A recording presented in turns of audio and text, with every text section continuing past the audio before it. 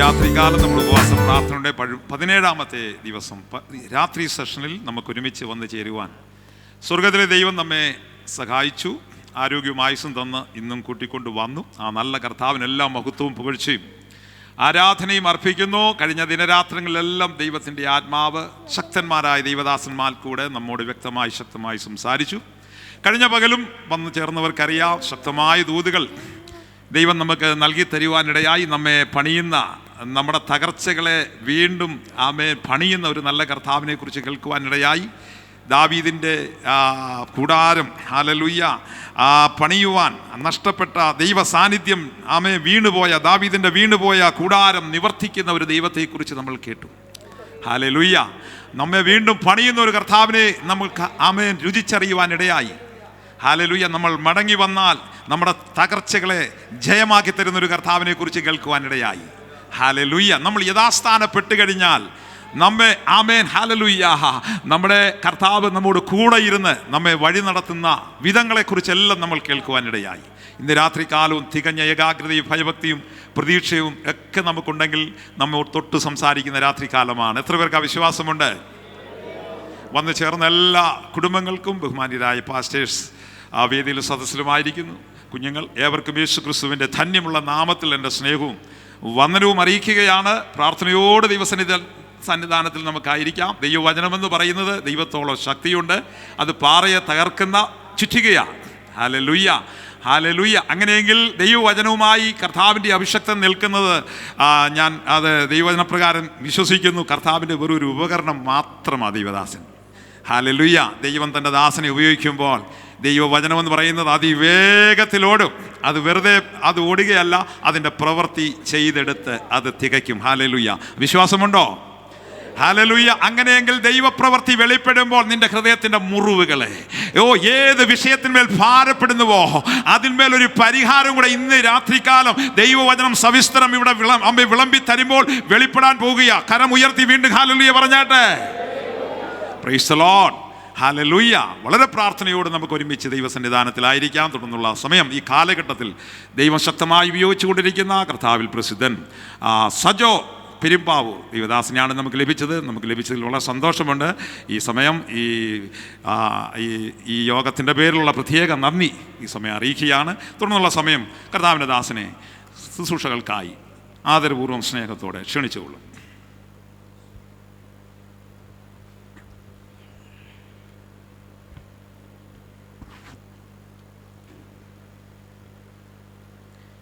ഇന്ന് രാത്രിയിലെ ഈ യോഗത്തിന് അധ്യക്ഷത വഹിക്കുന്ന സഭയുടെ ശുശ്രൂഷകനായും സഹശുശ്രൂഷകനുമായി ദൈവസന്നിധിയിൽ തൻ്റെ ദൗത്യം പൂർത്തീകരിക്കുന്ന കർത്താവിലേറെ ബഹുമാനിതനായ പാസ്റ്റർ തോമസ് കുട്ടി അവറുകൾ, ഇതിൻ്റെ ജനറൽ പ്രസിഡൻ്റായി ഏറെ വർഷമായി പ്രവർത്തിക്കുകയും PMGയുടെ പ്രവർത്തനങ്ങൾക്ക് ശക്തമായ നേതൃത്വം കൊടുക്കുകയും ചെയ്യുന്ന കർത്താവിലേറെ ബഹുമാനിതനും വളരെ പ്രിയങ്കരനും പ്രസിദ്ധനുമായ പാസ്റ്റർ MA വർഗീസ് അവറുകൾ, പാസ്റ്റർ രാജീവ്, സമീപ സഭകളിൽ നിന്ന് കടന്നു വന്നിട്ടുള്ള മറ്റ് ദേവദാസന്മാരെ, പ്രിയപ്പെട്ട വിശ്വാസ സമൂഹങ്ങളെ, പ്രിയപ്പെട്ടവരെ, ഒരിക്കൽ കൂടി നിങ്ങൾക്ക് എൻ്റെ വന്ദനത്തെ ഞാൻ അറിയിക്കുകയാണ്. ഈ സഭയിൽ എനിക്കിങ്ങനെ ഒരു അവസരം തന്നതിൽ എൻ്റെ നന്ദിയും കടപ്പാടും ഞാൻ കർത്താവിൻ്റെ നാമത്തിൽ അറിയിക്കുന്നു. സുവിശേഷ വേദിയിൽ കറപറ്റാത്ത നിഷ്പക്ഷമായിരിക്കുന്ന ശുശ്രൂഷകൾ ചെയ്തെടുക്കേണ്ടതിന് എല്ലാ മാതാപിതാക്കന്മാരുടെയും സമകാലികരായ സഹോദരി സഹോദരന്മാരുടെയും വിനീതമായ പ്രാർത്ഥന ഞാൻ വിനീതമായിട്ട് അഭ്യർത്ഥിക്കുകയാണ്. ഞാൻ ഷാരോൺ ഫെലോഷിപ്പ് എന്ന ഒരു സഭയുടെ ഒരു പ്രവർത്തകനാണ്. കഴിഞ്ഞ 22 വർഷമായി ഒരു സഭയിൽ തന്നെ കർത്താവിൻ്റെ മഹത്വമുള്ള സേവ ചെയ്യുവാൻ കർത്താവ് എനിക്ക് ഭാഗ്യം തരുന്നു. ബൈബിൾ കോളേജിൻ്റെ പഠന കാലഘട്ടത്തിൽ തന്നെ ആരംഭിച്ച ഒരു പ്രവർത്തനം ദൈവം അത് വളർത്തുകയും ചില ആളുകളെ എന്നോടൊപ്പം കർത്താവ് ചേർക്കുകയും ചെയ്തു. സഭയോടുള്ള ബന്ധത്തിൽ സഭാ ശുശ്രൂഷയുടെ മേഖലയിലും പൊതു സമൂഹത്തിൽ സുവിശേഷീകരണത്തിൻ്റെ ഭാഗമായും ഒക്കെ പ്രവർത്തിക്കുവാൻ കർത്താവ് എനിക്ക് അവസരം തരുന്നു. എൻ്റെ വൈഫ് ജെൻസി, അവൾ കൊച്ചി സ്വദേശിയാണ്. മക്കൾ 3 പേര്, Abel Ben Sajo, Abiel Ben Sajo, Alaina Grace Sajo. കുഞ്ഞുങ്ങളെ ഓർത്തുകൊണ്ട് പ്രാർത്ഥിക്കണം. എൻ്റെ പ്രിയപ്പെട്ട മാതാവ് എനിക്കൊപ്പം ശുശ്രൂഷയുടെ കൈത്താങ്ങലായി ഉണ്ട്. എൻ്റെ ഇളയൊരു സഹോദരിയുണ്ട്. അവളും കുടുംബമായിട്ട് ശുശ്രൂഷയ്ക്ക് കൈത്താങ്ങലായി സഭയോടുള്ള ബന്ധത്തിൽ ചേർന്ന് നിൽക്കുന്നു. തിരുവനന്തപുരം പട്ടണങ്ങളിൽ ഞാനിന്ന് പകൽ പറഞ്ഞതുപോലെ തന്നെ മാസത്തിൽ പല സമയങ്ങളിലും പലയിടങ്ങളിലായിട്ട് ദൈവജന പ്രഘോഷണത്തിനായി എത്തുവാൻ കർത്താവ് എനിക്ക് അവസരം തരുന്നുണ്ട്. ഇവിടെ എന്നെ സ്വീകരിച്ചതിൽ ഹൃദയംഗമായ നന്ദി ഞാൻ അറിയിക്കുന്നു. പാസ്റ്റർ എം എ വർഗീസ് അദ്ദേഹത്തിൻ്റെ വളരെ സ്നേഹപുരസരവും വളരെ വിനീതമായ മനോഭാവത്തോടുകൂടെ ഉള്ള സമീപനവും എൻ്റെ ഹൃദയത്തെ വല്ലാതെ സ്വാധീനിക്കുകയുണ്ടായി. ഒരു മഹാപ്രസ്ഥാനത്തിൻ്റെ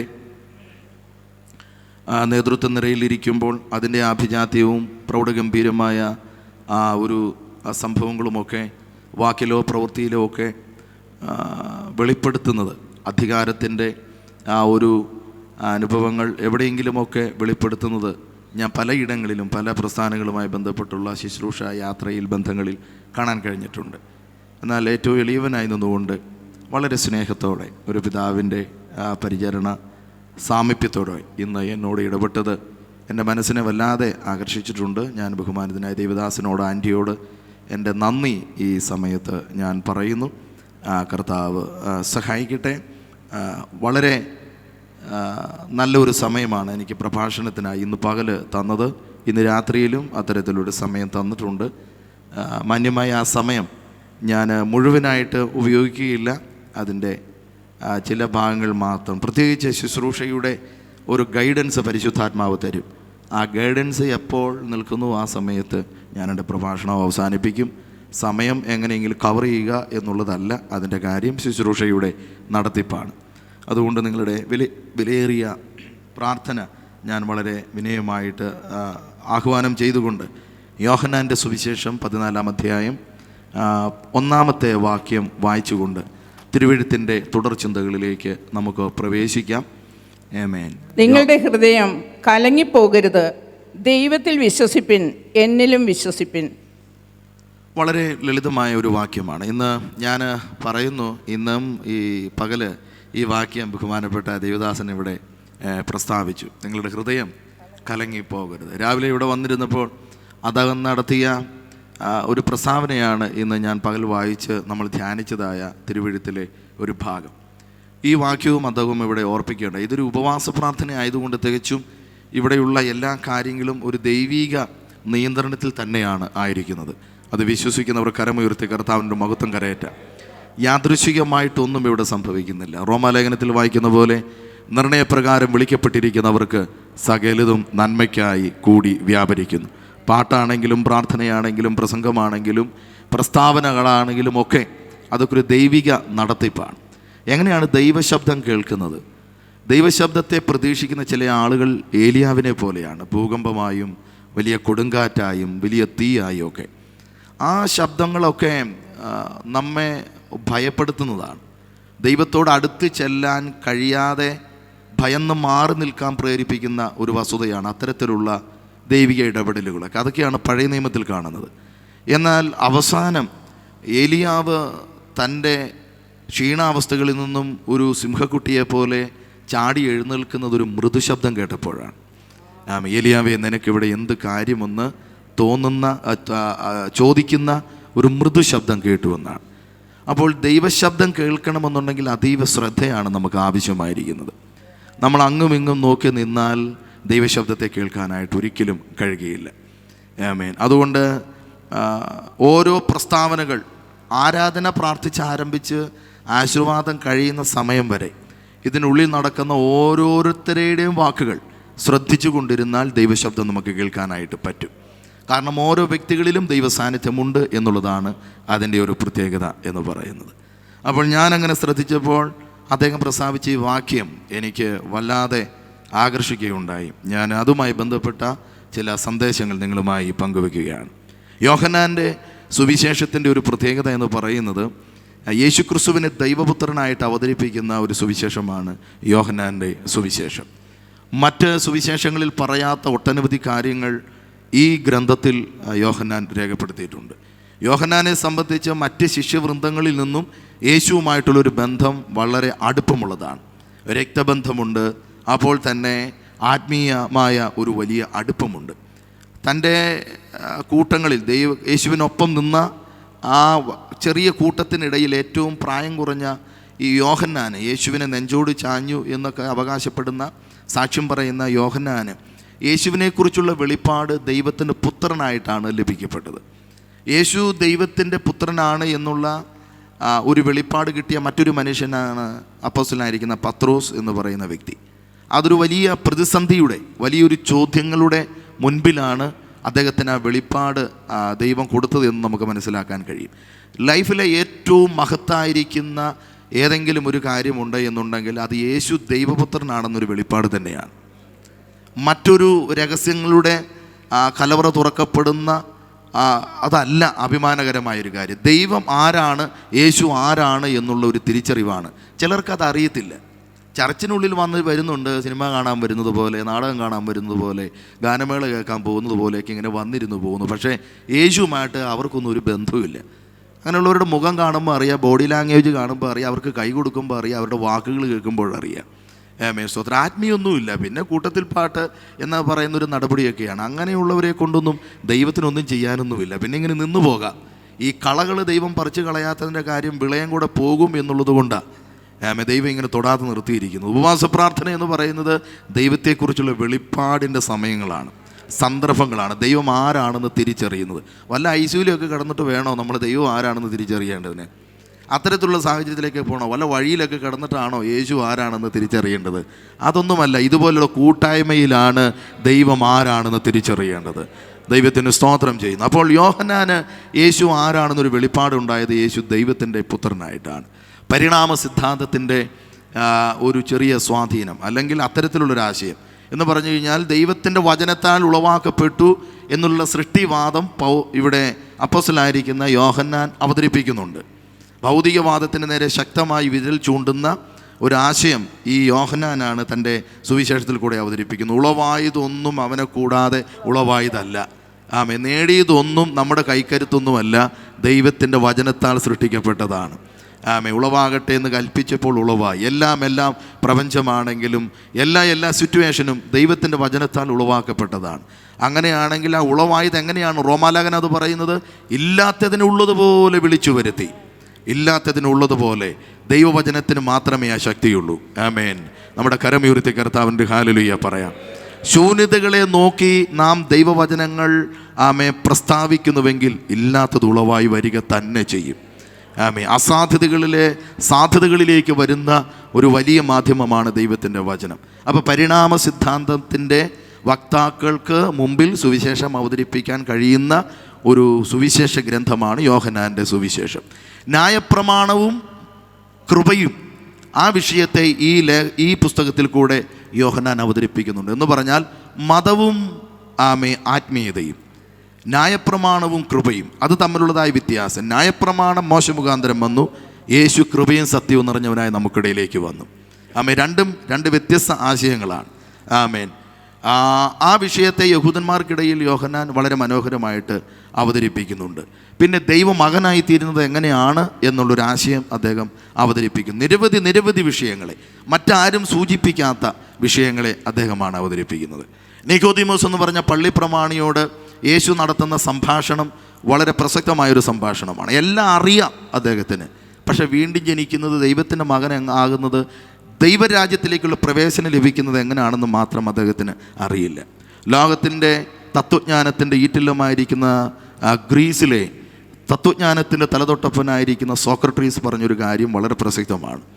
എല്ലാം എനിക്കറിയാം, ആകാശത്തിൻ്റെ കീഴിലും ആകാശത്തിൻ്റെ മുകളിലും മനുഷ്യർക്കിടയിലുമുള്ള എല്ലാ കാര്യവും എനിക്കറിയാം. പക്ഷേ ആ അറിവൊന്നും എന്നെ ശരിയായ അറിവുള്ളവനാക്കി തീർക്കുന്നില്ല. എൻ്റെ അറിവിൻ്റെ പൂർണ്ണതയുണ്ടാകുന്നത് ഞാൻ ആരാണ് എന്നുള്ള വെളിപ്പാടാണ്. എനിക്ക് എന്നെ മനസ്സിലാക്കാൻ കഴിയുന്നില്ലെങ്കിൽ ഒരറിവും പൂർണ്ണതയുള്ളതല്ല എന്ന് ആണ് അദ്ദേഹം പ്രസ്താവിച്ചത്. നിക്കോദീമോസിന് എല്ലാം അറിയാം, പക്ഷേ അദ്ദേഹത്തിന് ദൈവരാജ്യത്തിൻ്റെ പ്രവേശനം എങ്ങനെയാണെന്ന് അറിയില്ലായിരുന്നു. അത് ദൈവം അവനെ പഠിപ്പിക്കുന്നത് മനസ്സിലാക്കാൻ കഴിയും. സിമ്പിളായിരിക്കുന്ന ഒരു പ്രസ്താവനയിൽ കൂടെ ആ ആശയം കർത്താവ് അവതരിപ്പിക്കും. ശമരിയക്കാരുടെ ചരിത്രം, ബേദേസ്ത കുളക്കരയിലെ ആ മനുഷ്യൻ്റെ ചരിത്രം, ഇങ്ങനെ ലാസറിൻ്റെ ചരിത്രം, ഇതെല്ലാം വ്യത്യസ്തമായ സംഭവങ്ങളാണ്. ഇതെല്ലാം യോഹന്നാൻ തൻ്റെ പുസ്തകത്തിൽ കൂടെയാണ് സൂചിപ്പിക്കുന്നത്. യോഹന്നാനെ സംബന്ധിച്ച് നല്ലൊരു എഴുത്തുകാരനാണ്. സുവിശേഷം മാത്രമല്ല, 3 ലേഖനവും പിന്നീട് ആമേൻ. വെളിപ്പാട് എന്ന് പറയുന്ന അപ്പോക്കാലിപ്റ്റിക് അനുഭവത്തിൻ്റെ വിശദീകരണം നടത്തുന്ന പ്രവചന പുസ്തകമായ വെളിപ്പാടിൻ്റെ രചനയ്ക്കും ദൈവം കരങ്ങളെടുത്തൊരു മനുഷ്യനാണ് യോഹന്നാൻ എന്ന് പറയുന്ന ആ മനുഷ്യൻ. ഇവിടെ നമ്മൾ വായിച്ച കുറിവാക്യം യോഹന്നാനുമായി ബന്ധപ്പെട്ട് നിൽക്കുന്ന വ്യക്തിപരമായ ചില അനുഭവത്തിൻ്റെ ചിത്രീകരണമാണ്. ഈ വേദി എന്ന് പറയുന്നത് പെസഹ ആചരണം നടത്തുന്ന മർക്കോസിൻ്റെ മാളികമുറിയാണ്. ഈ മർക്കോസിൻ്റെ മാളികയിലാണ് സഭാരൂപീകരണം ഉണ്ടായത്.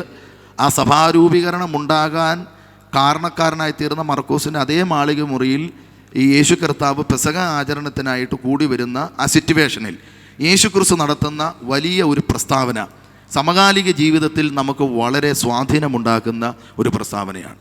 ആരാ ഹൃദയത്തിൻ്റെ സമാധാനം ആഗ്രഹിക്കാത്തത്?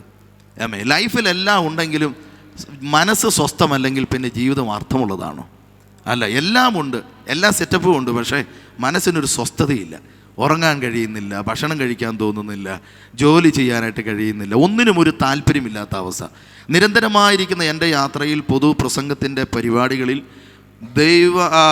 നിരവധി ആളുകളിൽ നിന്ന് കേൾക്കുന്ന ഒരു കാര്യമാണ്, സമാധാനമില്ല സാർ, സമാധാനമില്ല പാസ്റ്റർ, എനിക്ക് വേണ്ടി ഒന്ന് പ്രാർത്ഥിക്കാമോ, എന്നെ ഒന്ന് വന്ന് കാണാമോ, എന്നോടൊന്ന് സംസാരിക്കാമോ, എൻ്റെ കൂടെ കുറച്ച് സമയം ഒന്ന് സ്പെൻഡ് ചെയ്യാൻ പറ്റുമോ എന്ന് ചോദിക്കുന്ന എത്ര ആളുകളുണ്ടെന്നറിയാം. എന്ന് പറഞ്ഞു കഴിഞ്ഞാൽ മനസ്സ് സ്വസ്ഥമല്ല, എവിടെയൊക്കെയോ ഒരു തകർച്ച സംഭവിക്കപ്പെട്ട ആളുകൾ. ഇത് സഭയ്ക്ക് വെളിയിലുള്ള കാര്യം മാത്രമല്ല, സഭയ്ക്കുള്ളിലും ഇങ്ങനെയൊക്കെ നടക്കുന്നുണ്ട്. എന്ന് പറഞ്ഞു കഴിഞ്ഞാൽ ചില വിശ്വാസ കുടുംബങ്ങളിലും അത്തരത്തിലുള്ള സിറ്റുവേഷൻ ഉണ്ട്. അതിൻ്റെ ഒരു തെളിവാണ് ശിഷ്യന്മാരോടാണ് കർത്താവ് ഇത് പറയുന്നത്, പുറത്തെ ആളുകളോടല്ല, ശിഷ്യന്മാരോടാണ് കർത്താവ് പറയുന്നത്, ഹലോ, നിങ്ങളുടെ ഹൃദയം കലങ്ങരുത്. എന്താ കാരണം? കലങ്ങാനുള്ള ഒരു സാധ്യത അവരിൽ നിന്ന് കർത്താവ് കണ്ടതുകൊണ്ടാണ് പറഞ്ഞത് നിങ്ങളുടെ ഹൃദയം കലങ്ങരുത്. കർത്താവ് ഇങ്ങനെ വെറുതെ എന്തെങ്കിലും വിളിച്ചു പറയുന്ന ഒരാളല്ല. കൃത്യമായിരിക്കുന്ന ഒരു കാര്യത്തിൻ്റെ അറിവ് ലഭിച്ചതിന് ശേഷമേ കർത്താവ് ആ കാര്യത്തിൽ കയറി ഇടപെടാറുള്ളൂ. പക്ഷെ വേറൊരു കാര്യമുണ്ട്, യേശു ഈ ശിഷ്യന്മാരോട് നിങ്ങളുടെ ഹൃദയം കലങ്ങരുത് എന്ന് പ്രസ്താവിക്കുമ്പോൾ യേശുവിൻ്റെ ഹൃദയം കലങ്ങിയിരിക്കുകയാണ്. യേശുവിൻ്റെ ഹൃദയം കലങ്ങിയ 4 പ്രധാനപ്പെട്ട മേഖലകൾ തിരുവെഴുത്ത് നമ്മൾ സൂചിപ്പിക്കുന്നുണ്ട്. ഒന്നാമത്തെ ഭാഗം യേശുവിൻ്റെ ഹൃദയം ഈ സുവിശേഷത്തിൽ തന്നെ, ഈ യോഹന്നാൻ്റെ സുവിശേഷത്തിൽ തന്നെയാണ് രേഖപ്പെടുത്തുന്നത്. ലാസറിൻ്റെ കല്ലറയ്ക്ക് മുമ്പിൽ അവൻ്റെ ഉള്ളം നൊന്ത് കലങ്ങി എന്നാണ് വായിക്കുന്നത്. ആമേൻ. ലാസർ ആരാണ്? തൻ്റെ ഏറ്റവും അടുത്തൊരു സ്നേഹിതൻ. ഇനി വേറൊരു സ്നേഹിതനെ പ്രതി യേശുവിൻ്റെ ഉള്ളം കലങ്ങുന്നുണ്ട്, അത് യൂദയാണ്. യൂദ തന്നെ ഒറ്റിക്കൊടുക്കുന്നു എന്നൊരു കാര്യം കേട്ടപ്പോൾ യേശുവിൻ്റെ ഉള്ളം കലങ്ങി. 13-ാം അധ്യായത്തിൻ്റെ 21-ാമത്തെ വാക്യമാണ് ഞാൻ പറഞ്ഞത്. 2 സ്നേഹിതരാണ്. ഒന്ന് ഏറ്റവും പ്രിയനായ സ്നേഹിതൻ, രണ്ടാമത്തെ സ്നേഹിതനായ യൂദ ഏറ്റവും പ്രിയനാണ്, പക്ഷേ അവൻ ചെയ്യാൻ പോകുന്ന വിഷയത്തെ പ്രതി അവൻ അത്ര പ്രിയനല്ല. 2 പേരെ യേശു സ്നേഹിക്കുന്നത് കൊണ്ടല്ലേ യേശുവിന് അവർ 2 പേരുടെയും സംഭവത്തിൽ ഹൃദയം നൊന്തത്? ഞാനൊരു ചോദ്യം ചോദിക്കുന്നു, യേശു നിങ്ങളെ പ്രതി വേദനിക്കുകയാണോ സന്തോഷിക്കുകയാണോ? നിങ്ങൾ അമ്മയാണ്, അപ്പനാണ്.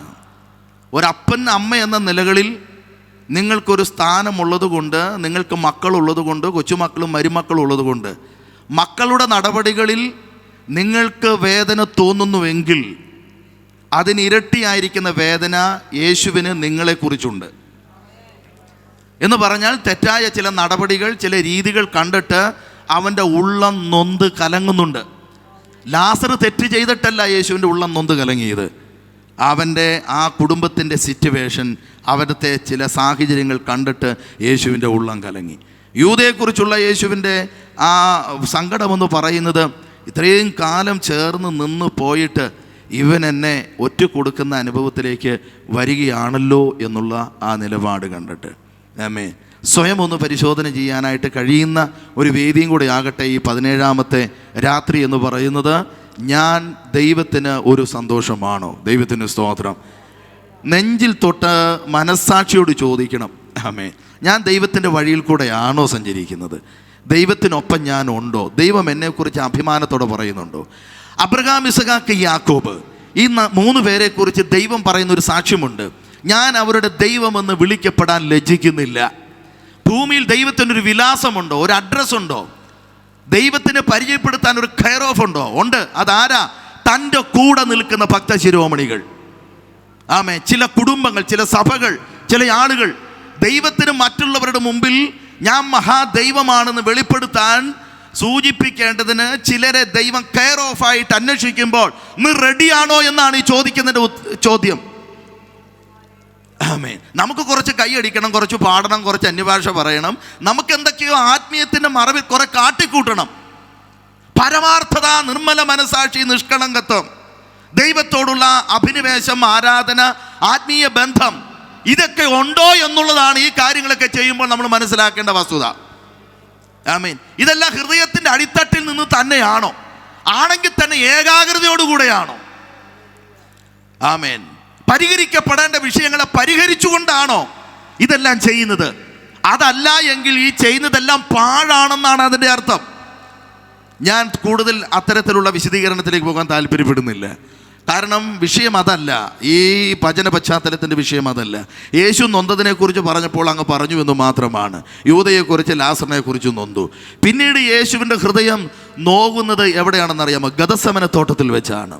അവൻ പ്രാണവേദനയിലായി എന്നാണ് വായിക്കുന്നത്. ഞാനൊരു വെളിപ്പാട് നിങ്ങളോട് പറയാം.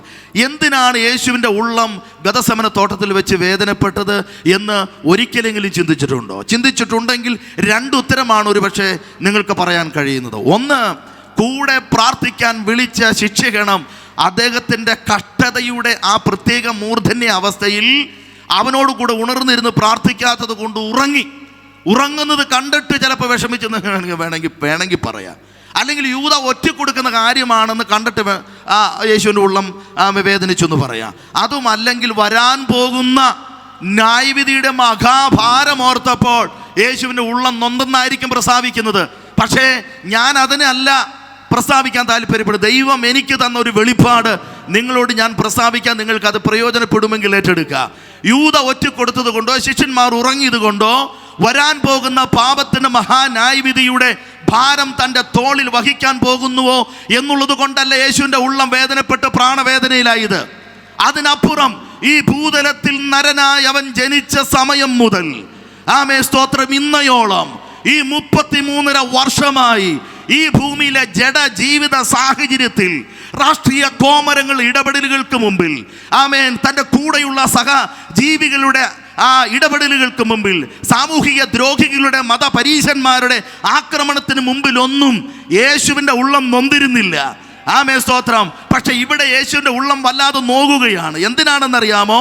തൻ്റെ ഈ 33.5 വർഷത്തിനിടയിൽ ഉണ്ടായിരുന്ന ഒരു മഹാബന്ധം അല്പസമയത്തേക്ക് അറ്റുപോകാനായിട്ട് തുടങ്ങുകയാണ്. അത് വേറെ ഒന്നുമല്ല. എന്താണെന്നറിയാമോ? യേശു തൻ്റെ പിതാവുമായിട്ടുണ്ടായിരുന്നൊരു ബന്ധമുണ്ടായിരുന്നു. നിരന്തരമായ ബന്ധം.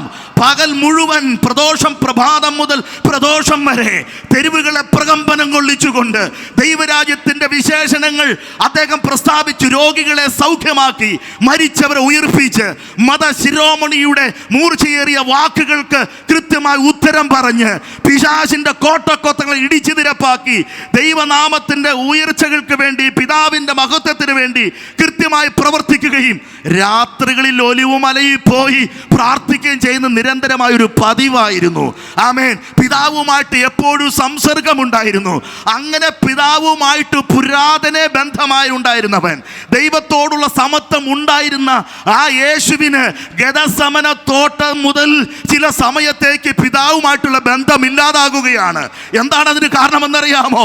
പ്രവചിച്ചു വെച്ചിരിക്കുന്ന പ്രവാചകന്മാരുടെ പ്രവചനം അത് പൂർത്തീകരണത്തിലേക്ക് വരണമെങ്കിൽ, ദൈവത്തിൻ്റെ കാല പുസ്തകത്തിൽ തയ്യാറാക്കിയ പദ്ധതികൾ നടപ്പാകണമെങ്കിൽ സ്തോത്രം, ആ ബന്ധം അല്പസമയത്തേക്ക് ഇല്ലാതാകണം. എന്താണ് ആ പ്രവചനം? എൻ്റെ ദൈവമേ, എൻ്റെ ദൈവമേ, നീ എന്നെ തള്ളിക്കളഞ്ഞത് എന്തെന്നുള്ള ദാവീദിന്റെ മശിക പ്രാർത്ഥന ഒരു പ്രവചനമാണ്. അത് യേശു ക്രിസ്തുവിന്റെ ക്രൂശീകരണമാണ്. അവിടെ യേശുവിനൊപ്പം പിതാവ് നിന്നിരുന്നുവെങ്കിൽ ക്രൂശീകരണം സാധ്യമാകുകയില്ലായിരുന്നു. ക്രൂശിക്കാൻ ഒരു നരാധമന്മാർക്ക് കഴിയുകയില്ലായിരുന്നു. അവന്റെ രോമത്തിൽ തൊടാൻ പോലും ആർക്കും കഴിയുകയില്ലായിരുന്നു. പിതാവുമായിട്ടുള്ള അവന്റെ മഹത്തരമായ ബന്ധം അല്പസമയത്തേക്ക് നഷ്ടപ്പെടുത്തിയത് എന്തിനാണെന്നറിയാമോ? എനിക്ക് വേണ്ടി, എൻ്റെ വിമോചനത്തിന് വേണ്ടി, എൻ്റെ സൗഖ്യത്തിന് വേണ്ടി, മാനവരാശിയുടെ സ്വാതന്ത്ര്യത്തിന് വേണ്ടി ദൈവമായിട്ടുള്ള ബന്ധം വിച്ഛേദിച്ചിട്ട് ഒരു കേവലം മനുഷ്യനായി തീരുന്ന ആ സാഹചര്യത്തെ ഓർത്തപ്പോൾ അവന്റെ ഉള്ളം നൊന്ത് കലങ്ങിയെന്ന് വെളിപ്പാട് കിട്ടിയെന്നവർക്കായി ഞാൻ ദൈവത്തിന് സ്തോത്രം ചെയ്യുകയാണ്. ആമേൻ, ഹല്ലേലൂയ, ആമേൻ. അവൻ ദൈവസന്നിധിയിൽ ഉറക്കം നിലവിളിക്കുകയാണ്. എന്നിട്ട് ക്രൂശിൽ കിടന്ന്, എൻ്റെ ദൈവമേ, എൻ്റെ ദൈവമേ, നീ എന്നെ കൈവിട്ടതെന്ത്? കുത്തിയിറക്കിയ കുന്തമനയുടെ വേദന കൊണ്ടല്ല അവൻ അങ്ങനെ നൊന്തു പിടഞ്ഞത്. ചുഴറ്റിയടിച്ച ഒട്ടകത്തിന്റെ സ്തോത്ര കഷണങ്ങൾ, എല്ലും കഷണങ്ങൾ കോർത്തിണക്കിയ മുള്ളുകളും അതുപോലെ തന്നെ ചൂണ്ടക്കൊളുത്തുകളും കോർത്തിണക്കിയ ചാട്ടവാറിന്റെ ആ അടിയേറ്റത് കൊണ്ടല്ല അവൻ നൊന്തു സ്തോത്ര വേദനപ്പെട്ടത്. മറിച്ച് ഇതുവരെയും അറ്റുപോകാത്ത പിതാവുമായിട്ടുള്ള ബന്ധം ഒരല്പസമയത്തേക്ക് മാറിപ്പോയപ്പോൾ അവന്റെ ഹൃദയം നൊന്തു പിടഞ്ഞെന്ന് തിരുവെഴുത്തിൽ വായിക്കുന്നുവെങ്കിൽ നിനക്ക് ആ വേദന ഉണ്ടോ? ദൈവമായിട്ടുള്ള ബന്ധം ഇല്ലല്ലോ എന്നോർത്തൊരു വേദന. അതില്ലെങ്കിൽ താൻ എന്ത് ആത്മീയനാണോ? അതില്ലെങ്കിൽ താങ്കൾ എന്ത് ആത്മീയ? സ്തോത്ര കർത്താവിന്റെ പരിശുദ്ധാത്മാവ് ഇന്ന് രാത്രിയിൽ ചില വ്യക്തികളുടെ ആലോചന പറയുന്നു. ദൈവിക ബന്ധത്തിലേക്ക് നീ മടങ്ങി വാ. നിന്നെ ഓർത്തു വേദനപ്പെടുന്ന ഒരു ദൈവമുണ്ട്.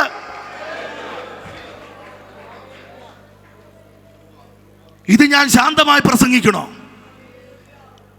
ഇത് ഞാൻ ചക്കര പുരട്ടിയ വാക്കുകളായിട്ട് പ്രസ്താവിക്കണോ? വേദനയുടെ ആധിക്യം ഞാൻ ശാന്തമായി പറയണോ? ദൈവത്തിന്റെ മനുഷ്യനായി ദൈവത്തിന് വേണ്ടി ഇന്ന് രാത്രിയിൽ പ്രവചനാത്മാവിൽ ഞാൻ പ്രവചിച്ച് പറയുക, ചില വ്യക്തികളെ നോക്കി, ഇനി നീ ദൈവത്തെ വേദനിപ്പിക്കാൻ നിൽക്കരുത്. ദൈവത്തിന്റെ പരിശുദ്ധാത്മാവിനെ ദുഃഖിപ്പിക്കാൻ നിൽക്കരുത്.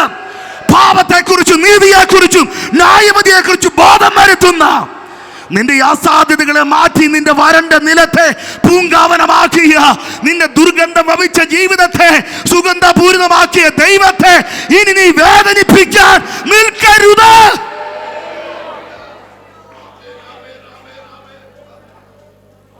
നിനക്ക് പാസ്റ്ററെ പേടിയില്ല, പ്രവാചകന്മാരെ പേടിയില്ല, ദൈവവചനത്തെ പേടിയില്ല. അവസാനം വന്ന് നിനക്ക് ദൈവത്തെ പേടിയില്ലാതായി. പക്ഷെ നീ നിന്ന് വിറയ്ക്കുന്ന ദിവസത്തിലേക്ക് വരുമെന്നുള്ളത് കൊണ്ട് വരാതിരിക്കാൻ കർത്താവ് സ്നേഹത്തോടെ പറയുന്നു, നീ ദൈവ സ്നേഹത്തിലേക്ക് മടങ്ങിവോ.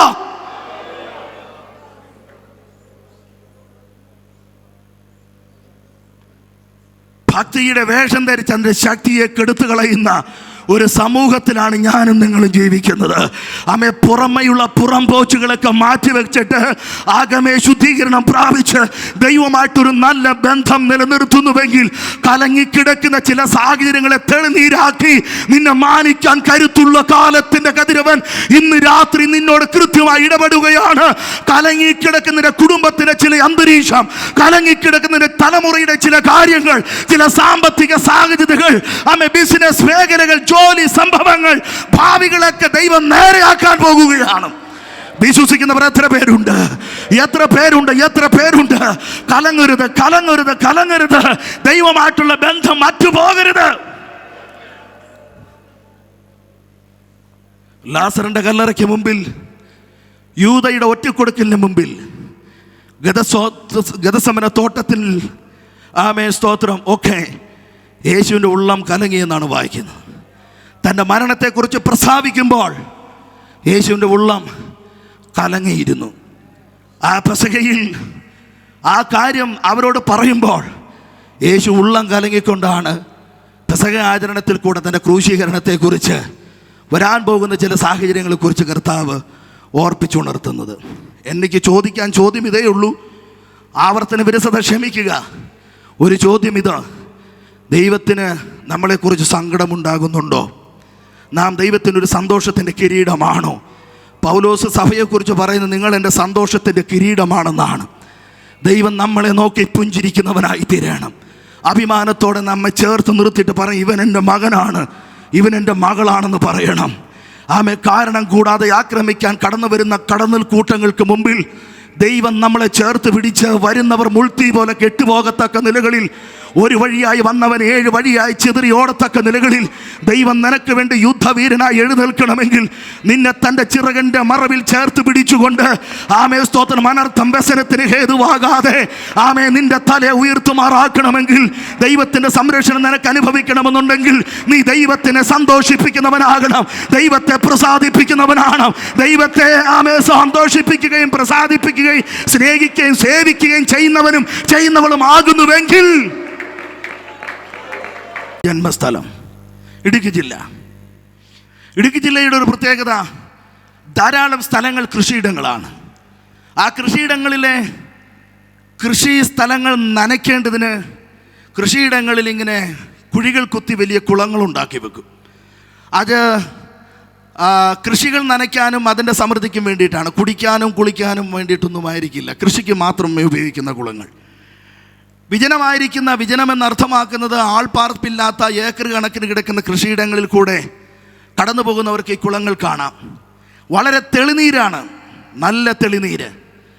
നല്ല ഉച്ച സമയത്തൊക്കെ അല്ലെങ്കിൽ നല്ല നിലാവുള്ള രാത്രിയിലൊക്കെ ഈ കുളക്കരയിൽ പോയി നിന്ന് കഴിഞ്ഞാൽ ആകാശം കാണണമെങ്കിൽ മുകളിലേക്ക് നോക്കണ്ട, ഈ താഴേക്ക് നോക്കിയാൽ മതി. പറന്നു പോകുന്ന കാക്കക്കൂട്ടങ്ങളെയും ഉയർന്നു നിൽക്കുന്ന മരച്ചില്ലകളും വെള്ളിമേഘപ്പാളികളും നക്ഷത്രവും ചന്ദ്രനും സൂര്യനുമൊക്കെ ഇങ്ങനെ അനങ്ങാതെ കിടക്കുന്ന ഈ മനോഹരമായ ചില്ലി സ്ഫടികം പോലെ തിളങ്ങി നിൽക്കുന്ന ഈ വെള്ളത്തിൽ നമുക്ക് ദർശിക്കാൻ കഴിയും. പക്ഷേ എൻ്റെയൊക്കെ ചെറുപ്രായത്തിൽ ഇങ്ങനെയുള്ള കുളക്കരയിൽ പോയി നിന്ന് കഴിഞ്ഞാൽ ഞങ്ങൾ ചെയ്യുന്നത് ആകാശം കാണാനായിട്ട് ഈ വെള്ളത്തിലേക്ക് നോക്കുകയല്ല, കല്ലും മണ്ണുമൊക്കെ ഞങ്ങൾ വെറുതെ പെറുക്കി എറിയും. ഇത് ഓളം വെട്ടുന്നത് കാണാൻ, ഇതിൻ്റെ വലിയ ഭയങ്കരമായ ശബ്ദം കേൾക്കാൻ, അങ്ങനെയൊക്കെ വേണ്ടിയിട്ട് ഒരു പാഴായിട്ട് കിടക്കുന്ന ഒരു കുളമാണെന്നൊരു തോന്നലിൽ ഞങ്ങളിങ്ങനെ മാലിന്യങ്ങളൊക്കെ വലിച്ചെറിയും.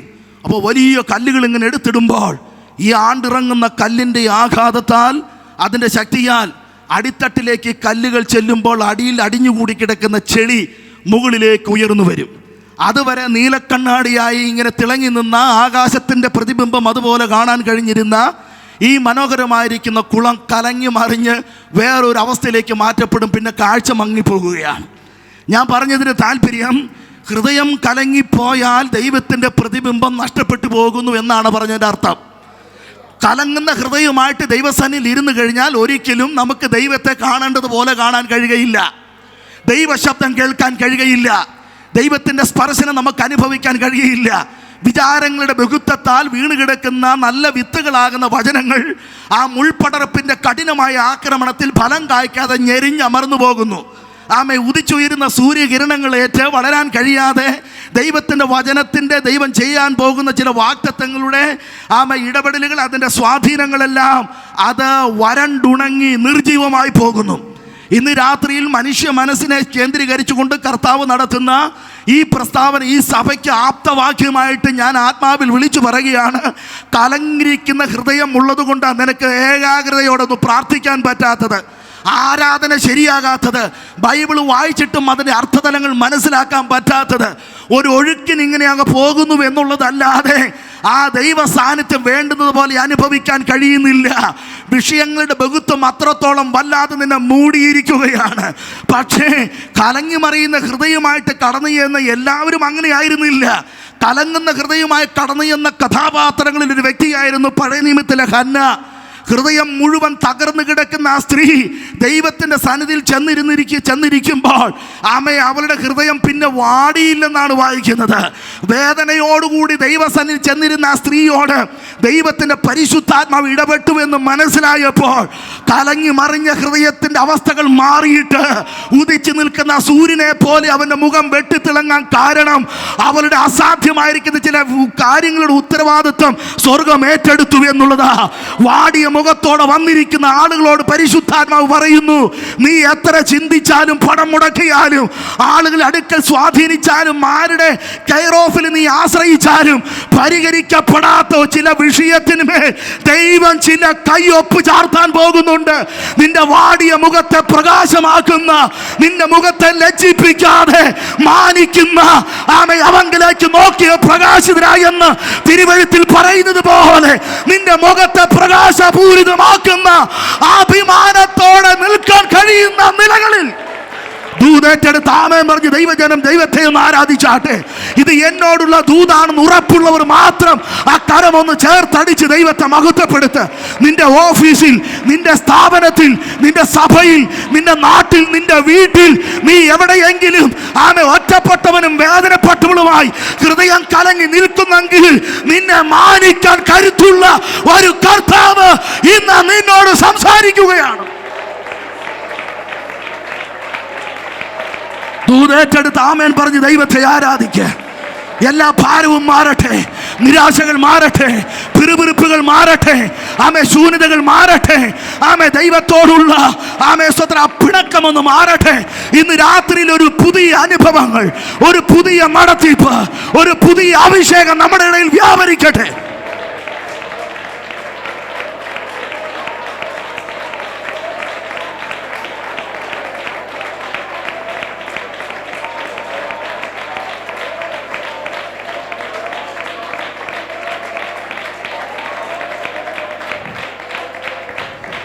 ഈ പാസ്റ്റർമാരായ ഞങ്ങൾക്കെല്ലാം ഭയങ്കര സന്തോഷമാണെന്ന് ചിലരുടെ വിചാരം. ഞാനിങ്ങനെ പോകുന്ന വഴിക്ക് പ്രിയപ്പെട്ട ദൈവദാസനോട് പറഞ്ഞു, ഇതുപോലെ സമ്മർദ്ദങ്ങളും ടെൻഷനും അനുഭവിക്കുന്ന ഒരു കൂട്ടർ ഈ ഭൂമിയിൽ വേറെയില്ല. ആമേൻ എന്ന് കരുതി ഞങ്ങളിങ്ങനെ വാടിക്കരിഞ്ഞ മുഖവുമായിട്ട് നിങ്ങളുടെ മുമ്പിൽ വന്നാൽ നിങ്ങൾ ഞങ്ങളെ പിന്നെ അംഗീകരിക്കുമോ? ഞങ്ങൾക്ക് വേദനയില്ലാത്തതുകൊണ്ടാണ്. സാമ്പത്തിക പ്രതിസന്ധി, രോഗം, ടെൻഷൻ, അപമാനം, ഉറക്കിളപ്പ്, പൗലോസിൻ്റെ പട്ടികയിൽ പറഞ്ഞാൽ ഇതെല്ലാം ഞങ്ങൾ ധാരാളമായി അനുഭവിക്കുന്നുണ്ട്. പക്ഷേ ഞങ്ങൾ ആ വാടിയ മുഖം കാണിക്കുന്നുണ്ടോ? ഇല്ല. എന്താ കാരണമെന്നറിയാമോ? എൻ്റെ ഉത്തരവാദിത്വം, ഞങ്ങളുടെ ഉത്തരവാദിത്വം ദൈവം ഏറ്റെടുത്തുന്ന ഉറപ്പ് ഞങ്ങൾക്കുണ്ട്. ഞങ്ങൾക്ക് ദൈവസന്നിധിയിൽ പ്രത്യേകിച്ച് പരിഗണനയൊന്നുമില്ല. ദൈവ വേലക്കാരാണ് നിലകളിലുള്ള ഒരു പരിഗണനയുണ്ട്, അതൊക്കെ സമ്മതിച്ചു. പക്ഷേ ദൈവത്തിന് അങ്ങനെ മുഖപക്ഷമില്ലാത്തവനാ. അല്ലെ, പകലത് പറഞ്ഞില്ലേ, മുഖപക്ഷമില്ലാത്ത ദൈവം. ആമേൻ. ഞങ്ങൾക്ക് തരുന്ന അതേ പരിഗണന ദൈവം നിങ്ങൾക്കും തരുന്നുണ്ട്. ആണെന്നും പെണ്ണെന്നും വ്യത്യാസമില്ലാതെ, ഐമേനി തിരിമേനി എന്ന് വ്യത്യാസമില്ലാതെ തൻ്റെ അടുക്കൽ വേദനയോടെ കടന്നു വരുന്നവരെ തന്നെ സത്യമായി വിളിച്ചപേക്ഷിക്കുന്ന ഏവർക്കും അവൻ സമീപസ്ഥനാണ്. ഹൃദയം നുറുങ്ങിയേക്ക് അവൻ സമീപസ്ഥൻ. മനസ്സ് തകർന്നവരെ രക്ഷിക്കുന്ന ദൈവം. കണ്ണുനീർ തൂകുമ്പോൾ മനസ്സലിയുന്ന ഒരു കർത്താവ്, കണ്ണുനീരിനെ മറികടക്കാത്ത ദൈവം, ഹൃദയത്തിന്റെ വേദനകൾ അറിയുന്ന ദൈവം, കണ്ണുനീർ തുള്ളികളെ അറിയുന്ന ഒരു ദൈവം. യേശുവിന്റെ നാമത്തിൽ, യേശുവിന്റെ നാമത്തിൽ വേദനകളെ മറക്കണം കേട്ടോ. വേദനപ്പെട്ടിരുന്നാൽ നിന്റെ ആയുസ് പകുതി തീർന്നു പോകുകയാണ്. വേദനപ്പെടാതെ പ്രത്യാശയോടെ ഇരുന്നാലുണ്ടല്ലോ, നിന്റെ ആയുസിന്റെ ഘടികാരത്തിന്റെ സൂചിയെ ദൈവം ഒന്നും കൂടെ കറക്കി വെച്ച് തരും. വേദനപ്പെട്ട ഷുഗറായി, ടെൻഷനായി, പ്രഷറായി, കൊളസ്ട്രോളായി, യൂറിക് ആസിഡായി, തളർച്ചയായി, പ്രശ്നമായി, ദഹനക്കേടുകളായി, ഉറക്കിളപ്പായി, ആകെ പ്രശ്നമായി, പിന്നെ മരുന്നായി, വൈദ്യനായി, പണം മുടക്കായി, യാത്രയായി, പരിചാരകരായി, ഇതൊന്നും വേണ്ട. ആമേൻ. നന്നായി അറിയുന്ന ഒരു ദൈവം, നിന്റെ പ്രകൃതി അറിയുന്ന ഒരു ദൈവം, നീ പൊടി എന്നോർക്കുന്ന ഒരു ദൈവം, ആമേ, നിന്നെ നന്നായി മനസ്സിലാക്കുന്ന ദൈവം. ഭർത്താവ് മനസ്സിലാക്കാതിരിക്കുമ്പോൾ, ഭാര്യ മനസ്സിലാക്കാതിരിക്കുമ്പോൾ, മക്കൾ മനസ്സിലാക്കാതിരിക്കുമ്പോൾ, പാസ്റ്റർ മനസ്സിലാക്കാതിരിക്കുമ്പോൾ, സഹവിശ്വാസി മനസ്സിലാക്കാതിരിക്കുമ്പോൾ, നിന്റെ ഓഫീസിലെ ബോസ് നിന്നെ മനസ്സിലാക്കാതിരിക്കുമ്പോൾ, നിന്റെ സ്റ്റാഫുകൾ നിന്നെ മനസ്സിലാക്കാതിരിക്കുമ്പോൾ, നിന്റെ അധ്യാപകർ നിന്നെ മനസ്സിലാക്കാതിരിക്കുമ്പോൾ, നിന്നെ മനസ്സിലാക്കുന്ന ഒരു ദൈവം. ആ കരമൊന്ന് ചേർത്തടിച്ച് ആരാധിച്ചേ, കരമൊന്ന് ചേർത്തടിച്ച് ആരാധിക്ക്, കരമൊന്ന് ചേർത്തടിച്ച് ആരാധിക്ക്. അല്പസമയം ആരാധിക്ക്. ഭാരം പമ്പ കടക്കട്ടെ, നിരാശ പറന്നു പോകട്ടെ, വേദനകൾ അകന്നു മാറട്ടെ. ദുഷ്ടപിശാചേ, ജനത്തെ മടിപ്പിക്കുന്ന ആത്മാവേ, പിറുപിറുപ്പിന്റെ വേദനയുടെ ആത്മാവേ പുറത്തുപോ.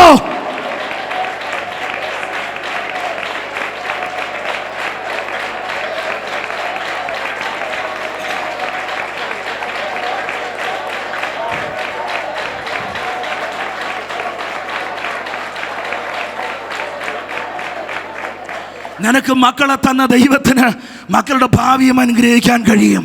ആമേൻ. നിനക്ക് പ്രസവിക്കാൻ കഴിവ് തന്ന കർത്താവ് നിന്റെ മക്കളെ വളർത്താനുള്ളതായ നല്ല കാര്യങ്ങളും ഒരുക്കി തരും. സഭ ഏൽപ്പിച്ച കർത്താവ്, ശുശ്രൂഷയ്ക്ക് കരുണയോടെ വിളിച്ച കർത്താവിന് നിന്റെ മുമ്പിലുള്ള പ്രതിസന്ധികളെ പരിഹരിക്കാൻ കഴിയും. നീ ദൈവത്തിൻ്റെ പണി ചെയ്യേണ്ട, നീ നിന്റെ പണി ചെയ്ത നിനക്ക് പറ്റാത്ത കാര്യം ദൈവം നിനക്ക് വേണ്ടി ചെയ്യും. ഭാരപ്പെടണ്ട, ഭാരപ്പെടണ്ട, ഭാരപ്പെടണ്ട. 2024 ഇനി ആവർത്തിക്കില്ല. 2025 ശുശ്രൂഷകന്മാരെ, നിങ്ങൾക്കൊരു തുടക്കമാണ്. നിങ്ങൾ ഒരു വർഷം അനുഭവിച്ച വേദനയുടെ പ്രതിഫലമായി ദൈവം ചില പുതിയ പുനരി ഒരുക്കാൻ പോകുകയാണ്. വിശ്വസിക്കുന്നവർ ദൈവത്തിന് ആമേൻ പറഞ്ഞ് ആരാധിക്കുക. ദൈവത്തിന് സ്തോത്രം. നമ്മുടെ കരമുയർത്തി കർത്താവിനൊരു ഹല്ലേലൂയ പറഞ്ഞേ. പെസഹാമുറിയിൽ നടക്കുന്ന ചില കാര്യങ്ങൾ. പെസഹ യഹൂദൻ്റെ ഒരു ആചാരമാണ്. യഹൂദ ആചാരത്തിൻ്റെ അവസാനത്തെ ആചാരമായിട്ടാണ് കർത്താവ് നടത്തുന്ന കലാശക്കൊട്ട്. ന്യായപ്രമാണം അവസാനിക്കാൻ പോകുന്നുണ്ട് എന്നുള്ളതിൻ്റെ ഒരു ആചാരമാണ് കർത്താവ് അവിടെ ഉണ്ടാക്കിയത്. ന്യായപ്രമാണം അവസാനിച്ച 2 കാര്യമുണ്ട്. ഒന്ന് പെസഹ ആചരണം, യേശു നടത്തിയ പെസഹ ആചരണം. രണ്ടാമത്തെ കാര്യം യോഹന്നാൻ സ്നാപകൻ്റെ മരണം. ഇത് രണ്ടോടും കൂടി ന്യായപ്രമാണത്തിൻ്റെ പണി പൂട്ടിക്കെട്ടി. ആ തിരശീല വീണു. പിന്നെ പുതിയ യുഗമാണ് ഉണ്ടാകുന്നത്. പെസഹ ആചരണത്തോടു കൂടി കർത്താവ് ഒരു പുതിയ നിയമത്തിന് തുടക്കം കുറിച്ചു. ആമേ. പെസഹ ആചരണത്തിൻ്റെ ഭാഗമായി എടുത്തുയർത്തുന്നതായ ആ വീഞ്ഞുണ്ടല്ലോ, മുന്തിരിച്ചാറ്, ആ മുന്തിരിച്ചാറ് കർത്താവ് ഉയർത്തി കാണിച്ചിട്ട് പറയാണ്, ഇതെൻ്റെ രക്തത്തിൻ പുതിയ നിയമം. ഒരു പുതിയ നിയമമാണ് ഇതിൽ കൂടെ നടത്തപ്പെടാൻ പോകുന്നത്. ഇതുവരെ അറക്കപ്പെട്ട കുഞ്ഞാട് അതിനെ ഓർമ്മിപ്പിക്കുന്ന നമ്മുടെ വിമോചനമായിരുന്നു. മിസ്രൈമിൻ്റെ അടിമത്തത്തിൽ നിന്നുള്ളതായിരിക്കുന്ന ഒരു പുറപ്പാടിൻ്റെ ഓർമ്മപ്പെടുത്തലായിരുന്നു പെസഹ. പക്ഷേ ഈ പെസഹ മർക്കോസിൻ്റെ മാളിയിൽ നടക്കുന്ന പെസഹ ആമേ പുറപ്പാടിൻ്റെ ഓർമ്മപ്പെടുത്തൽ മാത്രമല്ല, ഒരു പുതിയ യുഗത്തിൻ്റെ തുടക്കം കൂടെയാണ്. ഇന്ന് രാത്രി ഞാനൊരു കാര്യം പറയാം. യേശുവിൻ്റെ രക്തത്തിൻ്റെ തുള്ളിയുടെ ശക്തി അനുഭവിച്ച ഓരോ വ്യക്തിക്കും അഭിമാനത്തോടെ പറയാൻ കഴിയും, എൻ്റെ ജീവിതം പുതിയ പുലരിക്ക് വേണ്ടിയിട്ടുള്ളൊരു തുടക്കമായി യേശു എനിക്ക് വേണ്ടി ക്രൂശിക്കപ്പെട്ടു എന്നുള്ള പരമാർത്ഥമായ സത്യം. യേശുവിൻ്റെ രക്തമാണ് ചില കാര്യങ്ങൾക്ക് പുതിയ തുടക്കത്തിന് കാരണമായത്. അപ്പോൾ പെസഹ ആചരണത്തിൽ കൂടെ കർത്താവ് ഒരു മാതൃക സഭയ്ക്ക് കാണിച്ചു തന്നു. അത് പെസഹ ആചരണത്തിലുള്ള ഒരു ഭാഗമല്ല, പാദം കഴുകൽ. ആക്ച്വലി പാദം കഴുകിയിട്ടാണ് പെസഹയ്ക്ക് കയറുന്നത്. യഹൂദൻ പുറത്തു പോയിട്ട് തിരിച്ച് വീട്ടിലേക്ക് വന്നാലും ആലയത്തിൽ പ്രവേശിക്കുമ്പോഴൊക്കെ കാല് കഴുകിയിട്ടൊക്കെ അകത്ത് കയറുന്നത്. പക്ഷെ കർത്താവ് അതിനെ വേറൊരു രീതിയിലേക്കാക്കി. ഈ ശുശ്രൂഷയെല്ലാം കഴിയുന്നതിന് മുമ്പ് കർത്താവ് ശിഷ്യന്മാരുടെ അടുക്കൽ ഒരു തോർത്തുമൊക്കെ ആയിട്ട് വന്ന് പാദം കഴുകൽ ശുശ്രൂഷ നടത്തുകയാണ്. അപ്പോൾ പത്രോസ് പറയുന്നു, പെസഹ ആചരണത്തിൻ്റെ ഭാഗമായിരുന്നുവെങ്കിൽ പത്രോസ് അത് നിഷേധിക്കില്ലായിരുന്നു. പക്ഷെ പത്രോസ് ഇത് നിഷേധിക്കുകയാണ്. എന്തിനാ നിഷേധിച്ചെന്നറിയാമോ? നീ എൻ്റെ പാദം കഴുകരുതെന്ന് പറഞ്ഞപ്പോൾ കർത്താവ് മുഖത്ത് നോക്കി പറഞ്ഞു, എങ്കിൽ നിനക്ക് എന്നോട് കൂടെ പങ്കില്ല. ഇവിടെ നടത്തപ്പെടുന്ന എല്ലാ ശുശ്രൂഷയ്ക്കകത്തും എല്ലാവരും പങ്കെടുക്കണം, നിർബന്ധമായിട്ട് പങ്കെടുക്കണം. ഇല്ലെങ്കിൽ ഇതിൻ്റെ അനുഗ്രഹം മുഴുവനായിട്ട് കിട്ടുകയില്ല. അതിന് സംശയമൊന്നുമില്ല. അനുഗ്രഹം മുഴുവനായി കിട്ടണമെങ്കിൽ എല്ലാ സെക്ഷനിലും ആളുകൾ പരമാവധി പങ്കെടുക്കണം. പരമാവധി ഉപവാസമാണെങ്കിൽ പരമാവധി ഒരു നേരമെങ്കിലും ഉപവസിക്കാനായിട്ട് ശ്രമിക്കണം. 21 ദിവസം നടക്കുമ്പോൾ ഒരു ദിവസമെങ്കിലും ഉപവസിക്കണം.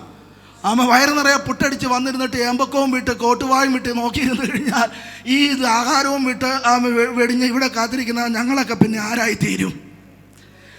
ആത്മീയത്തിൽ വളരണോ, ദൈവത്തിൻ്റെ സ്ഥലത്ത് നിന്ന് ചില അനുഗ്രഹം പ്രാപിക്കണോ, നമുക്ക് ചിലതൊക്കെ ഉപേക്ഷിക്കേണ്ടതായിട്ട് വരും. ഇത് കയ്യിലിരിക്കുന്ന പോകുകയും ചെയ്യരുത്, ഉത്തരത്തിലിരിക്കുന്ന എടുക്കുകയും ചെയ്യണമെന്ന് പറഞ്ഞാൽ നടക്കുന്ന കാര്യമല്ല. എനിക്കറിയാം, നാളെ ഞാൻ ഈ വഴിയെ പോയാൽ നിങ്ങൾ ആരും എനിക്കൊരു കൈ പോലും തരില്ലെന്ന് എനിക്കറിയാം. കാരണം അത്തരം പരിപാടിയാണ് ഞാനിപ്പോൾ ഇവിടെ പറഞ്ഞുകൊണ്ടിരിക്കുന്നത്. എനിക്ക് പേടിയില്ല, വിഷമമില്ല കേട്ടോ. ദൈവത്തിൻ്റെ സോദരൻ എന്നെക്കുറിച്ച് ആരാണ്ടൊക്കെ പറഞ്ഞേക്കുന്ന യോഹന്നാൻ സ്നാപകനെ പോലെ ആക്കുന്ന എന്ന് പറഞ്ഞാൽ ഞാനിങ്ങനെ തോല് വസ്ത്രമൊക്കെ ധരിച്ച് കയ്യിൽ വടിയും പിടിച്ച് താടിയും മുടിയും പഠിക്കാൻ നടക്കുന്നല്ല. ആരെങ്കിലുമൊക്കെ എന്നെ തീർക്കുമെന്നാണ് പറഞ്ഞ എൻ്റെ കാര്യം. ആയിക്കോട്ടെ, എൻ്റെ നിത്യത തടയാൻ അവർക്ക് കഴിയത്തില്ലല്ലോ. ദൈവത്തിൻ്റെ സ്തോത്രം. നമ്മുടെ കരമുയർത്തി കർത്താവിനൊരു ഹല്ലേലൂയ പറഞ്ഞേ. അപ്പോൾ കർത്താവ് പെസഹാചരണം നടത്തുമ്പോൾ കർത്താവ് പറയുകയാണ്, നിനക്ക് ഇതിൽ പങ്കാളിത്തം വഹിക്കാൻ കഴിഞ്ഞില്ലെങ്കിൽ എന്നോട് കൂടെ പങ്കാളിത്തമില്ല, ദൈവരാജ്യത്തിലും പ്രവേശനമില്ല. അപ്പോൾ അവൻ പറയുകയാണ്, എന്നെ ഒന്ന് കുളിപ്പിച്ച് തരാമോ എന്നാണ് ചോദിച്ചേ. കാല് കഴുകരുതെന്ന് പറഞ്ഞ പത്രോസ് കാര്യം കേട്ടപ്പോൾ പറഞ്ഞു, എൻ്റെ കാല് മാത്രമല്ല, എന്നെ ഒന്ന് കുളിപ്പിക്കാൻ പറ്റുമോ നിനക്ക്? കർത്താവ് അതിന് തയ്യാറാണ് കേട്ടോ.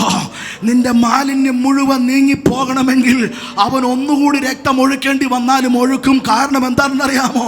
അത്രയ്ക്ക് ഇഷ്ടമാണ് നിന്നെ ദൈവത്തിന്. അത്രയ്ക്കും പ്രിയങ്കരനാണ് ദൈവത്തിന് നാം. ദൈവത്തിന് നമ്മെക്കുറിച്ച് ചില പദ്ധതികളുണ്ട്. ഒരിക്കൽ കൂടി ക്രൂശിക്കപ്പെടാൻ വേണം നമ്മുടെ കർത്താവ് തയ്യാറാണ്. കാരണം എന്താ? അത് പത്രോസിന്റെ ചരിത്രത്തിൽ നമുക്ക് കാണാൻ കഴിയുന്നുണ്ട്. ഖവാദീസ് എന്ന് പറയുന്നതായ ഒരു ഫിലിമുണ്ട്. അതിൻ്റെ അകത്ത് പത്രോസിന്റെ ജീവചരിത്രമാണ് അവതരിപ്പിക്കുന്നത്. എന്താണെന്നറിയാമോ? ടാസിറ്റസ് എന്ന് പറഞ്ഞ യഹൂദ ചരിത്രകാരൻ രേഖപ്പെടുത്തിയിരിക്കുന്ന ചരിത്ര പശ്ചാത്തലത്തിൻ്റെ ആ വെളിച്ചത്തിൽ ആവിഷ്കരിക്കപ്പെട്ടതായ ഒരു ആവിഷ്കാരമാണ് ഖവാദീസ്. അതൊരു ലാറ്റിൻ പദമാണ്. ആ ചിത്രത്തിൻ്റെ അകത്ത് അല്ലെങ്കിൽ ആ ചരിത്രത്തിനകത്ത് പറയുന്നത്, ഒരിക്കൽ പത്രോസ് റോം വിട്ട് ഓടിപ്പോകുകയാണ്. ആരും കാണാതെ തലയിൽ തുണിയിട്ട് റോമിൻ്റെ രാജകീയ വീതിയിൽ കൂടെ അവൻ കുനിഞ്ഞു കുനിഞ്ഞ് വേറെ പ്രാണരക്ഷാർത്ഥം മറ്റൊരു സ്ഥലത്തേക്ക് പോകാൻ ശ്രമിക്കുമ്പോൾ എതിരെ വയോധികനായ ഒരു മനുഷ്യൻ നടന്നു വരുന്നു. അവനോട് ചോദിച്ചു, സൈമൺ, ഓക്കെ സൈമൺ, നീ എങ്ങോട്ടാ പോകുന്നേ? അപ്പോൾ അവൻ പറഞ്ഞു, എൻ്റെ പൊന്നെ, ഇവിടെ പിടിച്ചു നിൽക്കാൻ കഴിയുന്ന നീറോ വാളും വടിയും വെല്ലുവിളികളുമായിട്ട് എഴുന്നേറ്റിരിക്കുന്നു. ഈ രാജ്യത്തിലുള്ള സകല ക്രിസ്ത്യാനികളെ തേടി തിരഞ്ഞു പിടിച്ച് ആ നരാധമൻ കൊന്നൊടുക്കുക. എനിക്ക് മക്കളുണ്ട്, കൊച്ചുമക്കളുണ്ട്, അമ്മായിമ്മയുണ്ട്, അവരുണ്ട്, ഇവരുണ്ട്. അതുകൊണ്ട് ഞാൻ എൻ്റെ പ്രാണനെ രക്ഷിക്കാൻ പോകുകയാണ്. എനിക്ക് കർത്താവിന് വേല ചെയ്യണമെന്ന് ആഗ്രഹമുണ്ട്. പക്ഷെ അത് ഇവിടെ തന്നെ ചെയ്യണമെന്ന് നിർബന്ധമൊന്നുമില്ലല്ലോ. അതുകൊണ്ട് ഞാൻ റോം വിട്ട് പോകുകയാണെന്ന് പറഞ്ഞപ്പോൾ എതിരെ നിന്ന് ചോദിച്ച ആ മനുഷ്യൻ പറയും, എന്നാ നീ പൊക്കോ, ഒരിക്കൽ കൂടെ ക്രൂശിക്കപ്പെടേണ്ടി വന്നാലും എനിക്ക് ഭാരമില്ല, ഞാൻ റോമിനെ സ്നേഹിക്കുന്നു. ആ വാക്ക് കേട്ട് പത്രോസ് ഇങ്ങനെ മുഖമുയർത്തി നോക്കിയപ്പോൾ കണ്ടു, ആ പുലർച്ചെ ആ തോട്ടത്തിൽ വെച്ച് മറിയ തിരിച്ചറിഞ്ഞതുപോലെ അവൻ്റെ ഗുരുവായിരുന്നു അവനോട് സംസാരിച്ചത്. നീ പൊക്കോ, നിന്നെ ഏൽപ്പിച്ച ഉത്തരവാദിത്തത്തിൽ നിന്നും നീ ഒളിച്ചോടി പോകുകയാണ്, നീ പൊക്കോ. പക്ഷെ എനിക്ക് പോകാൻ പറ്റില്ല, കാരണം നശിക്കുന്ന ജനത്തിന്റെ വിടുതലിന്റെ ഉത്തരവാദിത്തം പിതാവ് എന്നെ ഏൽപ്പിച്ചിരിക്കുന്നത് കൊണ്ട് എനിക്ക് പോകാൻ കഴിയില്ല. പേടിച്ചു ഓടുന്നവനല്ല ക്രിസ്ത്യാനി, പേടിച്ചോടുന്നവനല്ല പെന്തക്കോസുകാരൻ, പേടിച്ചോടുന്നവനല്ല അന്യഭാഷ പറയുന്നവൻ, പ്രശ്നങ്ങൾക്ക് മുമ്പിൽ മുട്ടുമടക്കുന്നവനല്ല ക്രിസ്ത്യാനിത്വം എന്ന് പറയുന്നത്. അതിനെ നേരിടുന്നവൻ. കാരണം ലോകത്തെ ജയിച്ച ജയവീരൻ നമുക്കൊപ്പമുണ്ട്. സർപ്പത്തിന്റെ തലയെ തകർത്തവൻ, പാതാള ഗോപുരത്തെ തകർത്തവൻ, പിശാചിന്റെ പദ്ധതിയെ തകർത്ത ഒരു നല്ല കർത്താവ് നമുക്കൊപ്പമുള്ളത് കൊണ്ട് യേശുവിന്റെ നാമത്തിൽ ഇന്ന് ചില വ്യക്തികൾ എഴുന്നേൽക്കട്ടെ, ആത്മശക്തിയോടെ എഴുന്നേൽക്കട്ടെ. പ്രശ്നങ്ങളെയും പ്രതികൂലങ്ങളെയും കണ്ട് മരവിച്ചു നിൽക്കുന്ന ചില ആളുകളുടെ ജീവിതം ഇന്ന് പകൽ ശക്തി പ്രാപിക്കട്ടെ.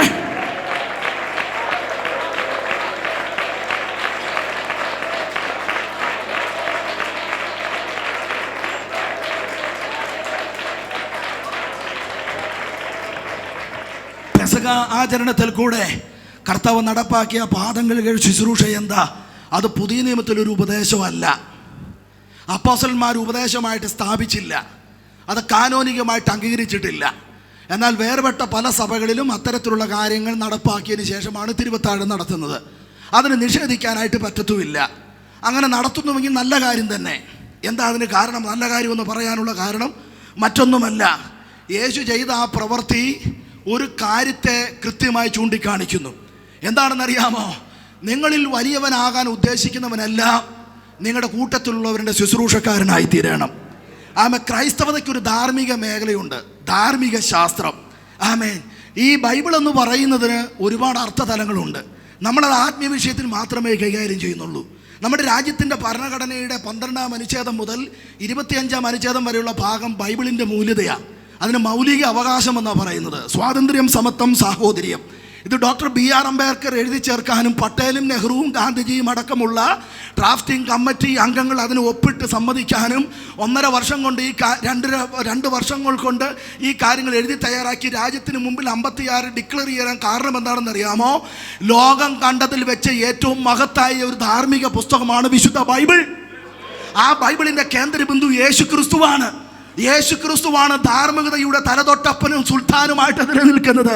യേശു കാണിച്ചു തന്ന പോലെ ഒരു ധാർമ്മിക അടയാളം ഉപദേശവും ഇന്നയോളം ഒരു ആചാര്യന്മാർ ഈ പ്രപഞ്ചത്തിൽ സ്ഥാപിച്ചിട്ടില്ല, വരികയുമില്ല.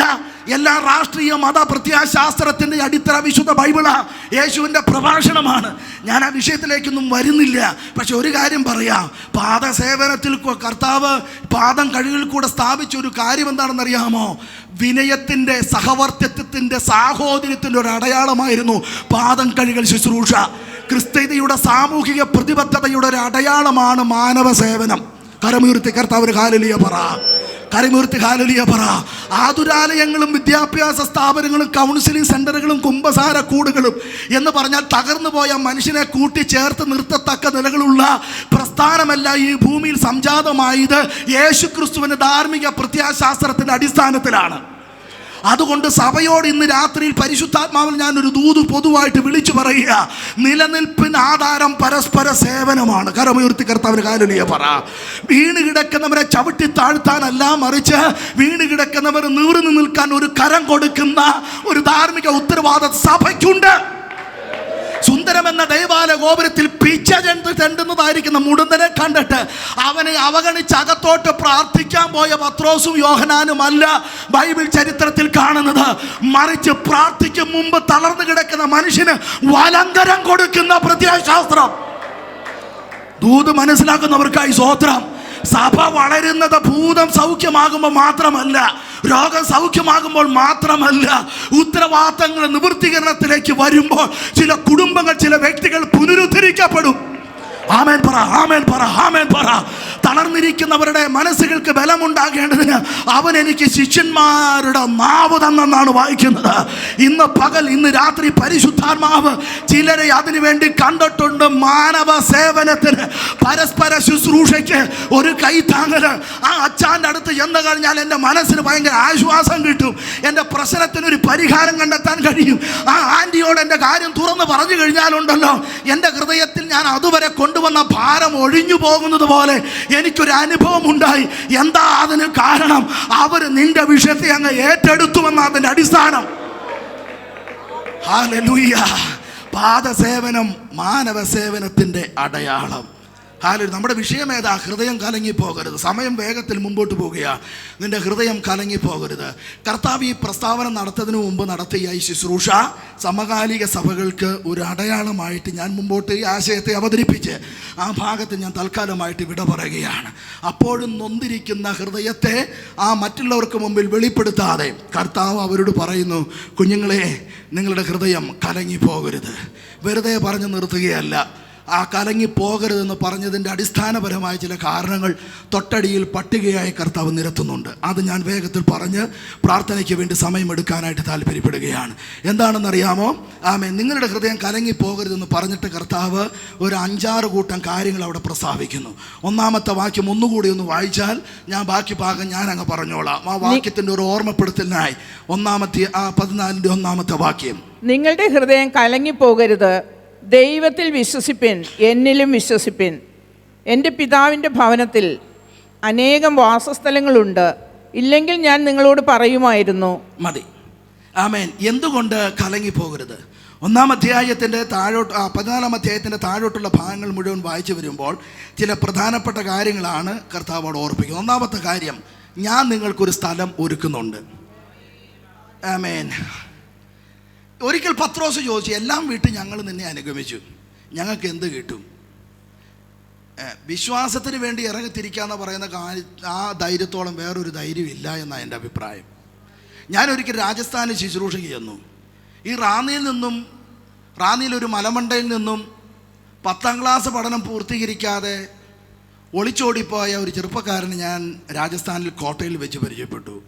IPC സഭയിലെ വിശ്വാസിയാണ് ഇന്ന് അദ്ദേഹം. അതൊക്കെ രാജസ്ഥാനിലേക്ക് ഒളിച്ചോട്ടം നടത്തി കള്ളവണ്ടി കയറി 1980 കാലഘട്ടങ്ങളിൽ പോയി. അയാൾ അവിടെ ചെന്ന് തെരുവിൽ ജീവിച്ചു. ആക്രി പെറുക്കുന്നവരുടെ കൂടെ നടന്നു, ആക്രി പെറുക്കി ഉപജീവനത്തിലുള്ള മാർഗം കണ്ടെത്തി. പിന്നീട് പാൽ വിൽപ്പന നടത്തി, ഒരു സൈക്കിൾ സമ്പാദിച്ചു. പടിപടിയായിട്ട് അദ്ദേഹം സമ്പാദിക്കുന്ന കാര്യത്തിൽ മുൻപന്തിയിൽ നിന്നു. ആ കൂട്ടത്തിൽ അദ്ദേഹം അവിടെ വെച്ച് തന്നെ 10ാം ക്ലാസ് പഠിക്കാനുള്ളതായ ഒരു സാഹചര്യമൊക്കെ ഏതൊക്കെയോ ചില മലയാളി സമൂഹത്തിൻ്റെ ഇടപെടലിൽ കൂടെ ഉണ്ടായി. എന്തായാലും ഇന്ന് അദ്ദേഹം മാരുതി സുസുക്കിയുടെ ഒരു മാനേജർ പോസ്റ്റിലാണ് അവിടെ ഇപ്പോൾ ജീവിച്ചു വരുന്നത്. അദ്ദേഹത്തിൻ്റെ ഫ്ലാറ്റിൽ എന്നെ കൊണ്ടുപോയി. അദ്ദേഹം വലിയ ധനവാനായി തീർന്നു. അദ്ദേഹം അവിടെ വെച്ച് രക്ഷിക്കപ്പെട്ടു. അദ്ദേഹം ചില കാലഘട്ടത്തിന് ശേഷം എല്ലാം സമ്പാദിച്ച് വലിയ മനുഷ്യനായി തിരിച്ച് നാട്ടിലെത്തി. പക്ഷേ ഒളിച്ചോടിപ്പോയ മകൻ മരിച്ചുപോയി എന്നൊരു ധാരണയിലാണ് അവരിരുന്നത്. പക്ഷെ മകൻ മരിച്ചില്ല, ജീവിക്കുന്നത് കേട്ടപ്പോൾ യാക്കോബിനെ പോലെ ചൈതന്യം വരുമല്ല ചെയ്തത്, ഇവൻ ജീവിച്ചിരിക്കുന്നു എന്നൊരു സങ്കടമാണ് അവർക്കുണ്ടായത്. അവകാശ തർക്കങ്ങളിലേക്ക് വരുമെന്നുള്ളതായിരിക്കുന്ന ഒരു വിഷയമായിരുന്നു സ്വത്ത്. അതായിരുന്നു ആ പ്രശ്നത്തിലെല്ലാം കാരണമായത്. വിശ്വാസത്തിലേക്ക് പോയി ഒരു പെന്തക്കോസുകാരനായി, ഒരു ഓർത്തഡോക്സുകാരൻ്റെ പെന്തക്കോസുകാരനായി തീർന്നു എന്നൊരു വാർത്ത കേട്ടപ്പോൾ അവരുടെ കലി മൂത്തു. ഇവനെ എങ്ങനെയെങ്കിലും ഒഴിവാക്കാനുള്ളതായ കാര്യപരിപാടികൾ ചെയ്തു. നിയമപരമായിരിക്കുന്ന വഴിയിൽ കൂടെ യാത്ര ചെയ്ത് അദ്ദേഹം പിതാവിൻ്റെ അവകാശത്തിൻ്റെ ഒരു ഭാഗത്തിന് അവകാശിയായി തീർന്നു. പക്ഷേ അവരും അവിടെയും കള്ളക്കളി കളിച്ചു. ആ മലയുടെ ഏറ്റവും മുകളിലുള്ളതായിരിക്കുന്ന ഒരു ഭാഗം പാറക്കൂട്ടം മാത്രം അവകാശ ഭൂമിയായിട്ട് എഴുതി കൊടുത്തു. അയാൾ സങ്കടപ്പെട്ടൊന്നുമില്ല, നാട്ടിൽ സെറ്റാകാനായിട്ട് ആഗ്രഹമൊന്നുമില്ല. അദ്ദേഹത്തിന് വലിയ ഫ്ലാറ്റ് എന്തായാലും രാജസ്ഥാനിലുണ്ട്, മക്കളൊക്കെ ഡോക്ടറേറ്റിനൊക്കെ ആയി, മറ്റു കാര്യങ്ങളിലൊക്കെ ആയി. അപ്പോൾ അദ്ദേഹത്തിന് നാട്ടിൽ സമ്പാദ്യം ആവശ്യമല്ല, പക്ഷേ പിതാവിൻ്റെ ഒരു ഓഹരി വേണമെന്നൊരു ആഗ്രഹം ആ ഒരു മാനസിക നിലയിലുണ്ടായിരുന്നു മാത്രം. അങ്ങനെ അദ്ദേഹത്തിനെ അവിടെ നിന്ന് ഒഴിവാക്കി, ആ മലയും ആ പാറക്കൂട്ടങ്ങളൊക്കെ കൊടുത്ത് ഒഴിവാക്കിയെങ്കിലും മലയോര ഹൈവേയുടെ പണികൾ നടത്താനുള്ള പദ്ധതികൾ സർക്കാർ നടപ്പാക്കിയപ്പോൾ ഇവരുടെ ഈ പുരയിടവും പറമ്പുമെല്ലാം റോഡിന് താഴെ വലിയ കുഴിയിലേക്കും ഇദ്ദേഹത്തിൻ്റെ മലമുകളിൽ ഉണ്ടായിരുന്ന ആ പാറക്കൂട്ടങ്ങളെ ഇടിച്ച് നിരപ്പാക്കി അതിൽ കൂടെ ഹൈവേയും വന്നു. കോടിക്കണക്കിന് രൂപ അദ്ദേഹത്തിന് കിട്ടി. സ്ഥലം സർക്കാർ ഏറ്റെടുത്തിൻ്റെ വകയായിട്ടും കിട്ടി. അദ്ദേഹത്തിൻ്റെ പറമ്പിലുണ്ടായിരുന്ന പാറ വിറ്റും അദ്ദേഹത്തിന് കാശ് കിട്ടി. നിർണയപ്രകാരം വിളിക്കപ്പെട്ടിരിക്കുന്നവർക്ക് സകലതും നന്മയ്ക്കായി കൂടി വ്യാപരിക്കുന്നു. വിശ്വാസത്തിന് വേണ്ടി ഇറങ്ങിത്തിരിച്ചിട്ട് വില കൊടുക്കുക എന്ന് പറയുന്നത് നിസ്സാര കാര്യമല്ല. ഇവിടെ വന്നിട്ടുള്ളവരിൽ പലർക്കും പല സാക്ഷ്യങ്ങളും അങ്ങനെ പറയാനായിട്ടുണ്ട്. എല്ലാം വിട്ട് ഇറങ്ങിത്തിരിച്ചവരാണ്. ദൈവത്തിന് സ്തോത്രം. പത്രോസ് പറഞ്ഞു, എല്ലാം വിട്ട് ഇറങ്ങിത്തിരിച്ചു, അപമാനങ്ങൾ പലതും ഏറ്റു. ഇന്നത്തെ തലമുറയ്ക്ക് ഞാനൊരു പെന്തക്കോസുകാരനും പെന്തക്കോസുകാരിയാണെന്ന് പറയാനുള്ളതായ പേടിയും നാണക്കേടും ഒക്കെയുണ്ട്. പക്ഷെ ഞാൻ പറയുന്നു, നിങ്ങൾ ധൈര്യമായിട്ട് പറയണം, ഞാൻ കർത്താവിൻ്റെ മകനും മകളുമാണ്, ഞാൻ അന്യഭാഷ പറയുന്ന വ്യക്തിയാണ്, ഞാൻ PMG ചർച്ചിലെ മെമ്പറാണ്, എൻ്റെ പാസ്റ്റർ ഈ പറയുന്ന വ്യക്തിത്വങ്ങളാണെന്ന് പറയാനൊരു അഭിമാനം കാണിക്കണം. അത് പറയുമ്പോൾ നീ സമൂഹത്തിൽ കർത്താവിന് ഏറ്റു പറയുക. നീ അവിടെ ഏറ്റു പറഞ്ഞാൽ നിന്റെ ഇന്റർവ്യൂവിന് കർത്താവ് നിന്നെ അവർക്ക് മുമ്പിൽ ഏറ്റു പറയും. ദൂത് വിശ്വസിക്കുന്നവർക്കായി സ്തോത്രം പറയുന്നു. നിന്റെ പഠനത്തിന് ശേഷം, നിന്റെ കോഴ്സ് കംപ്ലീറ്റ് ചെയ്തതിന് ശേഷം, നിന്റെ ട്രാൻസ്ഫറിന് ശേഷം ദൈവം ചില പദ്ധതികൾ നിനക്ക് വേണ്ടി തയ്യാറാക്കുന്നുണ്ട്. ഹൃദയം കലങ്ങണ്ടെന്ന ഇന്ന് പറയുന്ന ഈ പ്രവചനത്തിന്റെ അർത്ഥം എത്ര പേര് വിശ്വസിക്കുന്നുണ്ട്? ഭാവി ഓർത്ത് ഭാരപ്പെടുന്ന പ്രിയപ്പെട്ടവർ എത്ര പേര് ദൂത് ഏറ്റെടുക്കുന്നുണ്ട്? കർത്താവ് പറയുന്നു, ആമേൻ, ഞാൻ നിനക്കൊരു സ്ഥലം ഒരുക്കും, മാത്രമല്ല ഞാൻ ഇരിക്കുന്നിടത്ത് നിന്നെ ഞാൻ ഇരുത്തും. ആരും ഇരിക്കാത്തൊരു ഇരത്തിലേക്ക് ദൈവം നിന്നെ കൊണ്ടുവരുമെന്ന്. ഇതിൻ്റെ ആത്മീയ വശം ഞാൻ പിന്നീട് പറയാം. നമുക്ക് വേണ്ടുന്നത് ഭൗതിക വിഷയത്തിൻ്റെ പ്രാർത്ഥനയുടെ ചില മറുപടികളാണ്. ദൈവം നിനക്കൊരു സ്പേസ് മാറ്റിയിട്ടിട്ടുണ്ട്.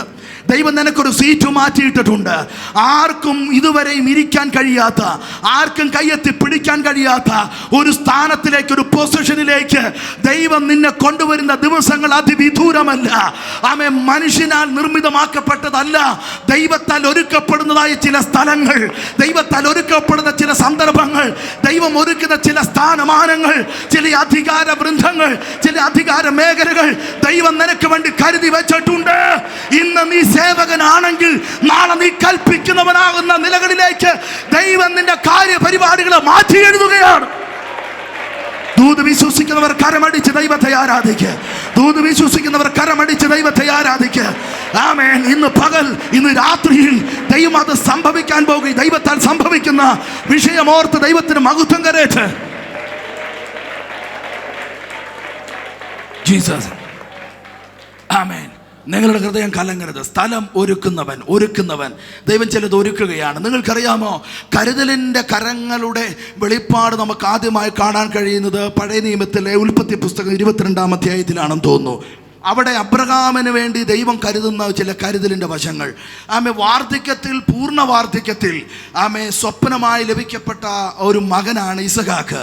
ആ മകൻ്റെ നല്ല കൗമാരപ്രായത്തിൽ ദൈവം ഒരു കൽപ്പന പുറപ്പെടുവിക്കുന്നു, നീ അവനെ ഹോമയാഗം കഴിക്കണം, കൈകൊണ്ട് വെട്ടി നുറുക്കി കത്തിച്ച് ചാമ്പലാക്കി എനിക്ക് മുമ്പിൽ നീ അവനെ അർപ്പിക്കണം. നിസ്സാരമായൊരു കാര്യമല്ല. കാത്തുകാത്തിരുന്ന് നീണ്ട 25 വർഷങ്ങൾക്ക് മുമ്പ് കേട്ട ദൂത് 100-ാമത്തെ വയസ്സിൽ സ്ഥാപിച്ച് കണ്ണാണോ കരളാണോ കൈയാണോ കാലാണോ വളരുന്നതെന്ന് നോക്കി, കൂട്ടത്തിൽ കിടന്ന്, കൂട്ടത്തിൽ കളിച്ച്, കൂട്ടത്തിൽ ഉറക്കി, വാരിക്കൊടുത്ത്, മുത്തം കൊടുത്ത് കൊതി തീരാത്ത തൻ്റെ പിഞ്ചോമന മകനെ ഒരു കശാപ്പുകാരനെ പോലെ വെട്ടി നുറുക്കി. തീർന്നില്ല, വിറക് നിരത്തി അതിനടിയിൽ തീ കൊളുത്തി കത്തിച്ച് ചാമ്പലാക്കണമെന്ന ദൈവത്തിൻ്റെ ആജ്ഞയ്ക്ക് മുമ്പിൽ ആര് നിൽക്കും വിശ്വാസത്തിൽ? അത്തരത്തിലുള്ള ദൈവത്തെ സേവിക്കാൻ ആര് മനസ്സ് കാണിക്കും?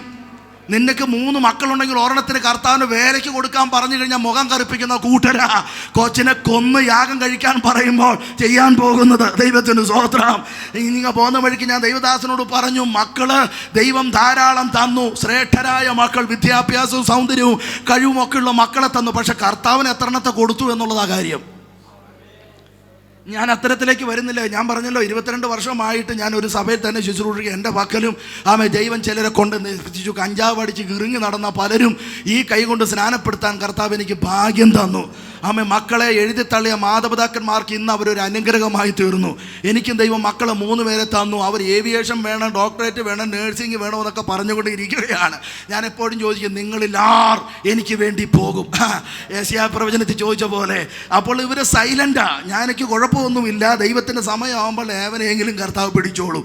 എല്ലാം എഞ്ചിനീയർമാരും ഡോക്ടർമാരും ഒക്കെ ആയിത്തീർന്ന് ഈ കാശെല്ലാം എവിടെ കൊണ്ട് വെക്കും? അപ്പോൾ അതിനൊന്നും താല്പര്യമില്ലാത്തതുകൊണ്ട് ഒരെണ്ണം കർത്താവിന് വേണ്ടി കഷ്ടത സഹിക്കാൻ വേണ്ടേ? സ്വത്രം പറ. ആ അബ്രഹാം തൻ്റെ കുഞ്ഞിനെ അതിനു വേണ്ടി വേലയ്ക്ക് വേണ്ടി വിട്ടുകൊടുത്തപ്പോൾ എന്ത് ചെയ്യുമെന്ന് അറിയത്തില്ല. ഭാര്യയോട് പറഞ്ഞ വിഷയം മാറും. സാറ ആദ്യമേ പ്രശ്നമാണ്. പ്രശ്നത്തിന് പരിഹാരം വരാൻ വേണ്ടി ഒരു കൊച്ചിനെ താലോലിക്കണമെന്നുള്ളത് ഏതൊരു ഹൃദയത്തിൻ്റെയും സ്ത്രീ ഹൃദയത്തിൻ്റെ ആഗ്രഹമാണ്. നടക്കുന്നില്ല എന്ന് കണ്ടപ്പോൾ ഊടുവഴി തിരഞ്ഞെടുത്തതിൻ്റെ പരിണത ഫലം അനുഭവിച്ചിട്ടിരിക്കുകയാണ്. സാറയ്ക്ക് ഇല്ലാത്ത പ്രശ്നങ്ങളുണ്ടായി ഹാറൊക്കെ നിമിത്തം. അതിനുശേഷം പിന്നീട് ദൈവം കൊടുത്ത വാഗ്ദത്ത സന്തതി ഈ നിലകളിലേക്ക് കൊണ്ടുപോകുന്നത് കേട്ട് കഴിഞ്ഞാൽ ഈ സ്ത്രീ സമ്മതിക്കില്ല. അതുകൊണ്ട് അബ്രഹാം അദ്ദേഹത്തിനോട് പറഞ്ഞില്ലെന്ന് ഞാൻ വിശ്വസിക്കുന്നത്. ആരോടും പറഞ്ഞില്ല, സ്ത്രീയോടും പറഞ്ഞില്ല, ആ പരിപാലകരോട് പറഞ്ഞില്ല, മകനോടും പറഞ്ഞില്ല. പാവം മകൻ കത്തി എരിയാനുള്ള വിറക് തൻ്റെ പക്കൽ, കത്തിച്ചാമ്പലാനുള്ള തീ തൻ്റെ പക്കൽ, വെട്ടിയരിയാനുള്ള കത്തി തൻ്റെ പക്കൽ, ഇതെല്ലാം ചുമന്നുകൊണ്ട് താനാണ് ബലിമൃഗമെന്ന് അറിയാതെ അപ്പനൊപ്പം ചേർന്ന് നടക്കുന്ന മകൻ. സ്വോത്രം പറ. ആ അപ്പനൊപ്പം നടക്കുന്ന മക്കൾ വലിയൊരു ഭാഗ്യമാകട്ടോ. പാസ്റ്ററിനൊപ്പം നടക്കുന്ന വിശ്വാസികളും അപ്പനമ്മമാർക്കൊപ്പം നടക്കുന്നതായ മക്കളുമൊക്കെ വലിയൊരു ഭാഗ്യമാണ്.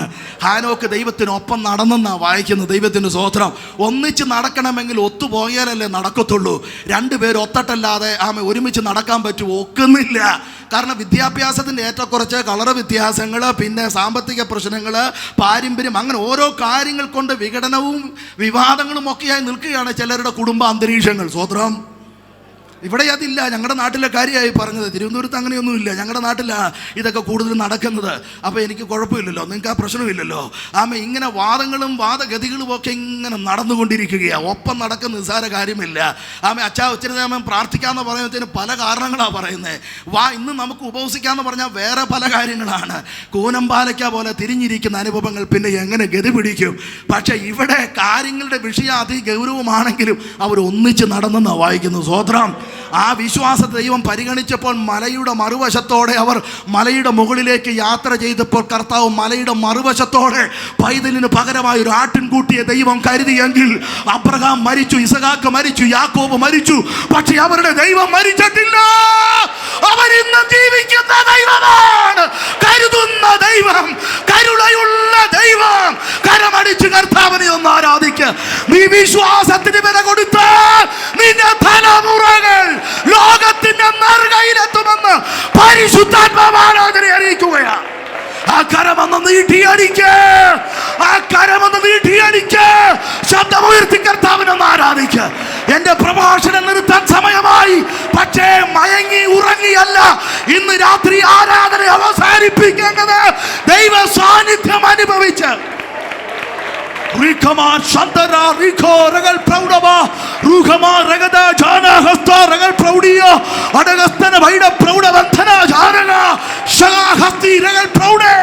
യേശുവിന്റെ നാമത്തിൽ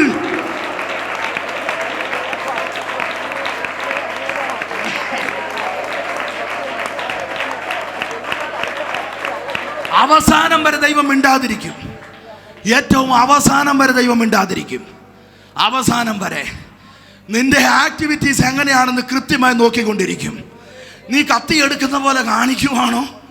കത്തിയെടുക്കാൻ തുടങ്ങുന്ന പോലെ കാണിക്കുവാണോ? സമയം വെറുതെ കളയുവാണോ? ഇതെല്ലാം ദൈവം നോക്കും. ഇത്തരത്തിലുള്ള അപ്പനെയൊന്നും അബ്രഹാം കാണിച്ചില്ല. വേണോ വേണ്ടയോ ഒന്നും അവൻ ചിന്തിച്ചില്ല. പോണ വഴി അപ്പനും മകനും ഒരുമിച്ച് നടന്നെന്ന് വായിച്ചല്ലോ. ചുമ്മാ നടന്നൊന്നുമില്ല. മുമ്പിൽ പോകുന്ന മകൻ ഇടയ്ക്കിടയ്ക്ക് തിരിച്ചു നോക്കി. അപ്പാ, സംഭവം സെറ്റപ്പ് എല്ലാം കയ്യിലുണ്ട്, പക്ഷേ മറ്റേ സാധനം എവിടെയാ? യാഗം കഴിക്കാനുള്ള സാധനം. ആ കർത്താവിൻ്റെ ദാസൻ പറയും, കുഞ്ഞെ പേടിക്കൊന്നും വേണ്ട, വിളിച്ച ദൈവം വിശ്വസനാ, ദൈവം നിനക്ക് വേണ്ടി കരുതും, നമുക്ക് വേണ്ടി കരുതും. ഒന്നും കുറിച്ച് വിചാരപ്പെടണ്ട. ആണോ ശരി എന്ന് പറഞ്ഞപ്പോൾ മുമ്പോട്ട് നോക്കി നടക്കുമ്പോൾ ഒഴുകിയിറങ്ങുന്ന കണ്ണുനീര് മകൻ കാണുന്നില്ല. വലം കൈയുടെ പുറം മേഖലകൾ കൊണ്ട് ഇതിങ്ങനെ വടിച്ചു മാറ്റും, കുടഞ്ഞങ്ങനെ എറിയും. അങ്ങനെ കരഞ്ഞും നിലവിളിച്ചും ഈ അബ്രഹാം മകനോടൊപ്പം മലയിലേക്ക് കടക്കുമ്പോൾ, അബ്രഹാമേ, നിന്റെ കണ്ണുനീരൊന്നും വൃഥാവാകില്ല. ഈ 3 ദിവസത്തെ യാത്രയുണ്ടല്ലോ, ഈ കഴിഞ്ഞ ചില 3 ദിവസമായി നിന്റെ നെഞ്ചുപൊട്ടി ഒഴുകുന്നത് നിന്റെ മകൻ കണ്ടില്ല, നിന്റെ ഭാര്യ കണ്ടില്ല, നിന്റെ സഹപ്രവർത്തകർ കണ്ടില്ല. നിന്റെ തലയിണ നനഞ്ഞത്, നിന്റെ ചുവര് നനഞ്ഞത്, ടാപ്പ് തുറന്നിട്ടിട്ട് ബാത്റൂമിൽ ഇരുന്ന് നിലവിളിച്ചത്, മുളകരച്ചപ്പോൾ നിന്റെ കണ്ണുനീർ ഒഴുകിയിറങ്ങിയത് ആരും കണ്ടില്ല. പക്ഷെ കണ്ട ഒരു ദൈവം.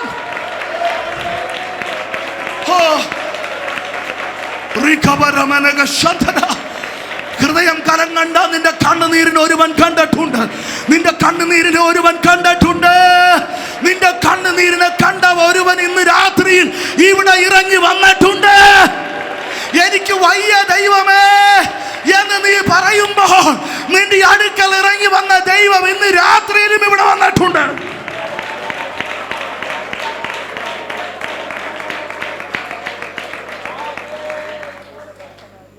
ആമേൻ. കർത്താവ് പറയുകയാണ്, നിങ്ങളുടെ ഹൃദയം കലങ്ങരുത്. ഞാൻ ഇരിക്കുന്നിടത്ത് നിങ്ങളെ ഞാൻ ഇരുത്തും. എൻ്റെ വക്കൽ അനേക വാസസ്ഥലങ്ങളുണ്ട്. അതിന് നമുക്കിങ്ങനെ ചിന്തിച്ചെങ്കിലോ, എൻ്റെ വക്കൽ, എൻ്റെ അടുക്കൽ അനേക വാസസ്ഥലങ്ങളുണ്ടെന്ന്. എവിടെ താമസിക്കുമെന്നതിനെ കുറിച്ചല്ല, വീടിനെ കുറിച്ചല്ല ചിന്ത. ആമേൻ. കർത്താവിന് വേണ്ടി വീട് കൊടുത്തിട്ട് ഉള്ളതെല്ലാം വിറ്റും പെറുക്കിയും കളഞ്ഞ് കർത്താവിന് വേണ്ടിയിട്ടേ ഇറങ്ങിത്തിരിച്ചവരാരെങ്കിലും വഴി കിടന്ന് ചത്ത ചരിത്രം കേട്ടിട്ടുണ്ടോ? കർത്താവിന് വേണ്ടി ഇറങ്ങിത്തിരിച്ച് സ്നാനപ്പെട്ടവരെ ആരെങ്കിലും ശവശരീരം ഉണങ്ങി വെച്ച ചരിത്രമുണ്ടോ? കർത്താവ് അങ്ങനെ ചെയ്യുന്നവനല്ല. ആമേൻ. വഴി കിടന്ന് ചത്താലും മാന്യമായി അടക്ക് കിട്ടിയ ചരിത്രമാണ് ക്രിസ്തീയ ചരിത്രത്തിലുള്ളത്. അവൻ വഴി കിടന്ന് ചത്തപ്പോൾ അവനെ ദൂതന്മാർ എഴുന്നേറ്റ് കൊണ്ടുപോയി. കല്ലെറിഞ്ഞ സ്തെഫാനോസിനെ കൊന്നുവെങ്കിലും അവന് മാന്യമായിരിക്കുന്ന ഭക്തിയുള്ള പുരുഷന്മാർ അടക്കം ചെയ്തെന്നാ വായിക്കുന്നേ. നിനക്ക് സല്യൂട്ട് കിട്ടുന്ന രീതിയിലുള്ളതായിരിക്കുന്ന ഒരു നാളിലേക്ക് ദൈവം നിന്നെ കൊണ്ടുവരും. കർത്താവിന് വേണ്ടി നീ ചെയ്തതെല്ലാം ഓർത്ത് നിന്നെ ആദരിക്കുന്ന ഒരു ദൈവം സ്വർഗത്തിൽ ജീവിക്കുന്നുണ്ട്. നിന്റെ ഹൃദയം കലങ്ങണ്ട, അവസാനത്തെ കുറിച്ച് ഓർത്ത് ഭാരപ്പെടണ്ട. ദൈവം നല്ലതൊന്ന് കരുതി വെച്ചിട്ടുണ്ട്. ഞാനിപ്പോ ചാകുമോ എന്നാ പലർക്കും പേടി. മരണഭയം വല്ലാതെ വേട്ടയാടുന്നു. അങ്ങനെയാണോ ദൈവം എന്നോട് സംസാരിച്ചതെന്നാണ് ചിലരൊക്കെ ചോദിക്കുന്നത്. നീ ചാകുമെന്നല്ല അതിന്റെ അർത്ഥം. ആമേ, സ്തോത്രം. നീ ചാകാതിരുന്നു കൊണ്ട് ദൈവത്തിന്റെ മഹത്വത്തെ നീ മുഴുവൻ കാണും. ആയുസ് ദൈവം നിനക്ക് തരും. പക്ഷെ ചില കാര്യത്തിൽ ദൈവം ചില വൈൻഡപ്പിലേക്ക് ദൈവം നടത്തും. എന്തിനാണെന്നറിയാമോ? ആ പ്രവൃത്തികളെല്ലാം തികച്ചതിന് ശേഷം എല്ലാം നല്ലതെന്ന് കാണാൻ ദൈവം സ്വസ്ഥതയുള്ള ഒരു ദിവസം ഒരുക്കിയതുപോലെ എല്ലാം കണ്ണുകൊണ്ട് കണ്ട് ദൈവത്തെ മഹത്വപ്പെടുത്തി ആമേ ദൈവത്തിന്റെ പാദത്തിൽ വിലയം പ്രാപിക്കുന്ന നിലകളിൽ ദൈവം നിനക്കൊരു അവസരം തരുമെന്ന്.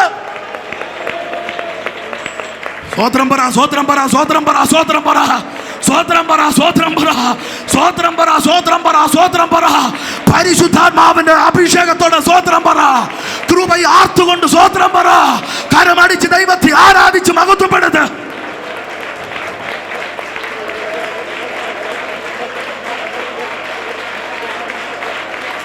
ഞാൻ ഇരിക്കുന്നിടത്ത് നിന്നെ ഞാൻ ഇരുത്തും, ഞാൻ ഇരുത്തും, ഞാൻ ഇരുത്തും, എന്നോടൊപ്പം ഇരുത്തും.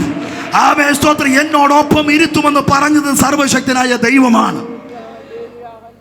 ദൈവത്തിന് എന്ത് വിലയുണ്ടോ ഏകദേശം അത്രയും വിലയൊക്കെ ദൈവം തൻ്റെ ഭക്തനും കൊടുക്കും.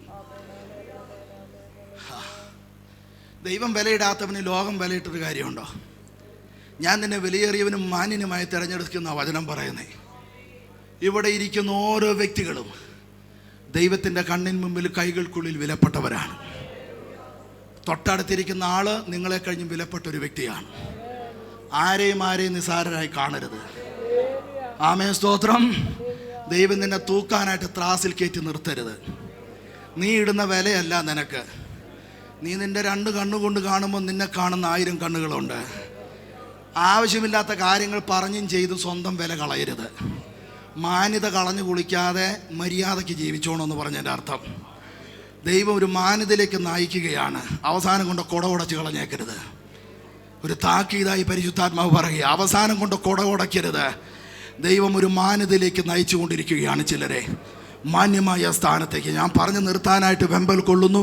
കർത്താവ് പറയുന്നു അനേക വാസസ്ഥലങ്ങളുണ്ട്. ഞാൻ പറഞ്ഞു വന്ന ഇതാണ്, അനേക വാസസ്ഥലങ്ങളുള്ള എന്ന് പറയുന്ന ആശയത്തെ ഇങ്ങനെയൊന്ന് നമുക്ക് ഡൈവേർട്ട് ചെയ്തൊന്ന് ചിന്തിച്ചാന്ന് പറഞ്ഞാൽ പ്രസംഗിക്കാന്നല്ല, ഞാനിവിടെ നിർത്താൻ പോവുകയാണ്. എന്താണെന്നറിയാമോ? എൻ്റെ പക്കൽ അനേക വഴികളുണ്ട്.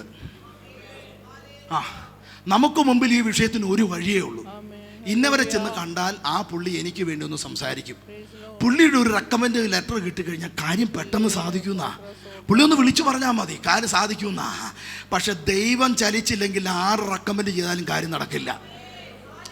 എനിക്ക് മുമ്പിൽ എൻ്റെ വിഷയത്തിന് പരിഹാരമായിട്ട് ഒരു വഴിയേ കാണുന്നുള്ളൂ. പക്ഷെ ദൈവത്തിൻ്റെ പക്കൽ അനേക വഴികളുണ്ട്. അവൻ ഒരു കാര്യവും അസാധ്യമല്ല. രാജാക്കന്മാരുടെ മനസ്സ് ദൈവത്തിൻ്റെ കയ്യിൽ നീർത്തോട് കണക്കിരിക്കുന്നു. അവനത് തൻ്റെ ജനത്തിന് ഇഷ്ടമുള്ളിടത്തേക്ക് തിരിച്ചുവിടുന്ന ദൈവമാണ്.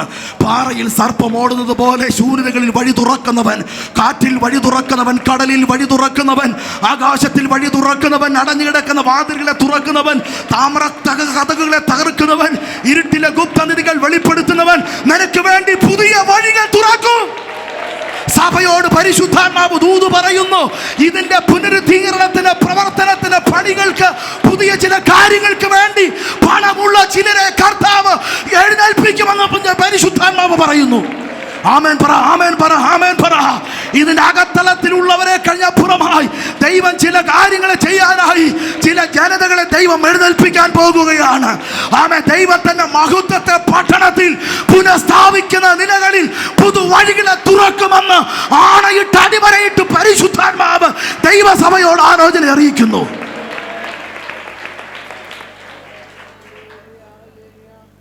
ഒരുപാട് കാര്യങ്ങൾ പറയും, ഇരിക്കുന്നിടത്തിരുത്തും, വന്നു ചേർക്കും.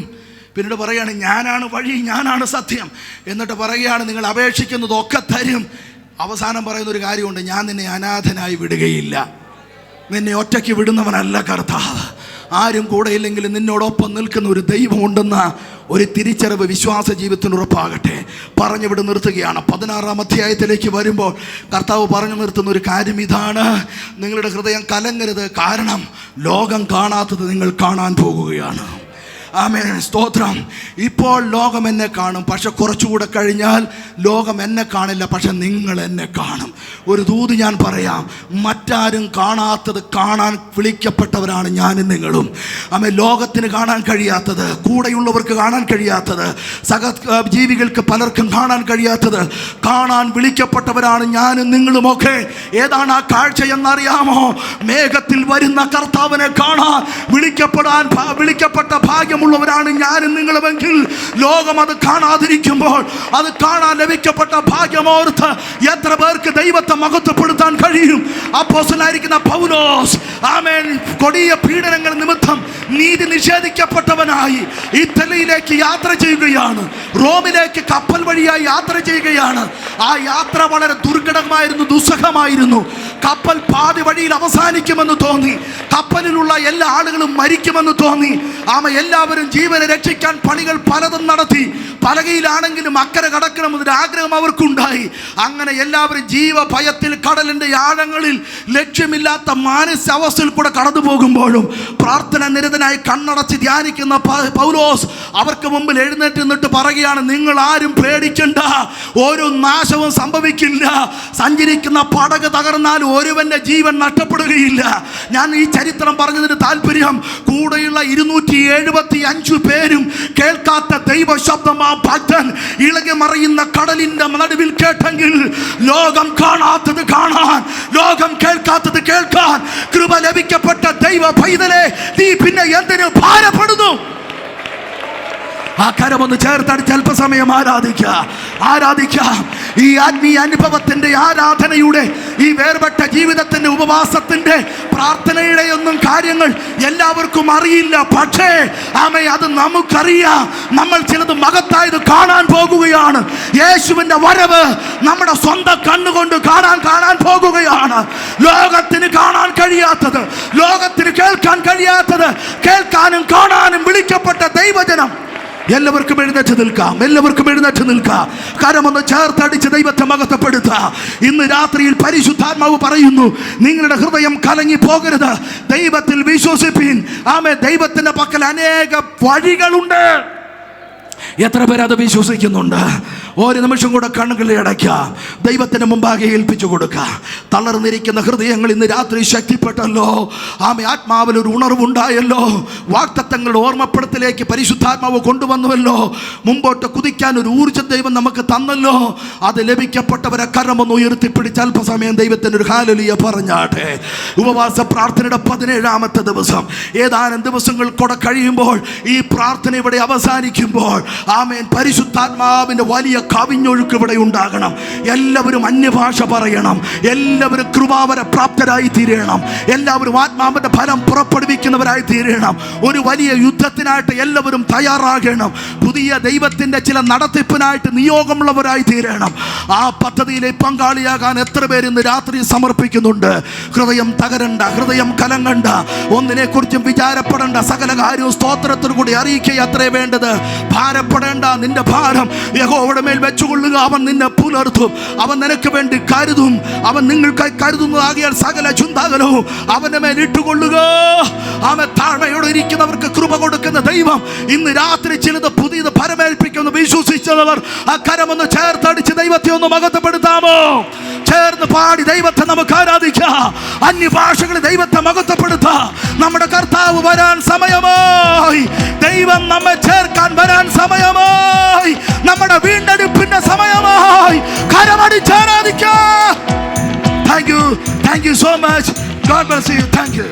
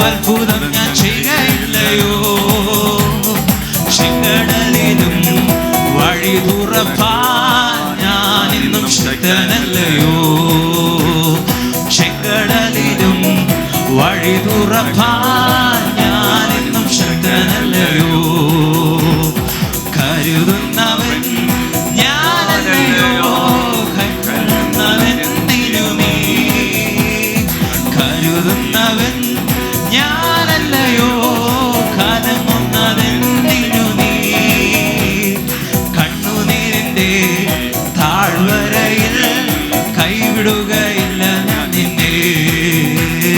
കണ്ണുനീരിന്റെ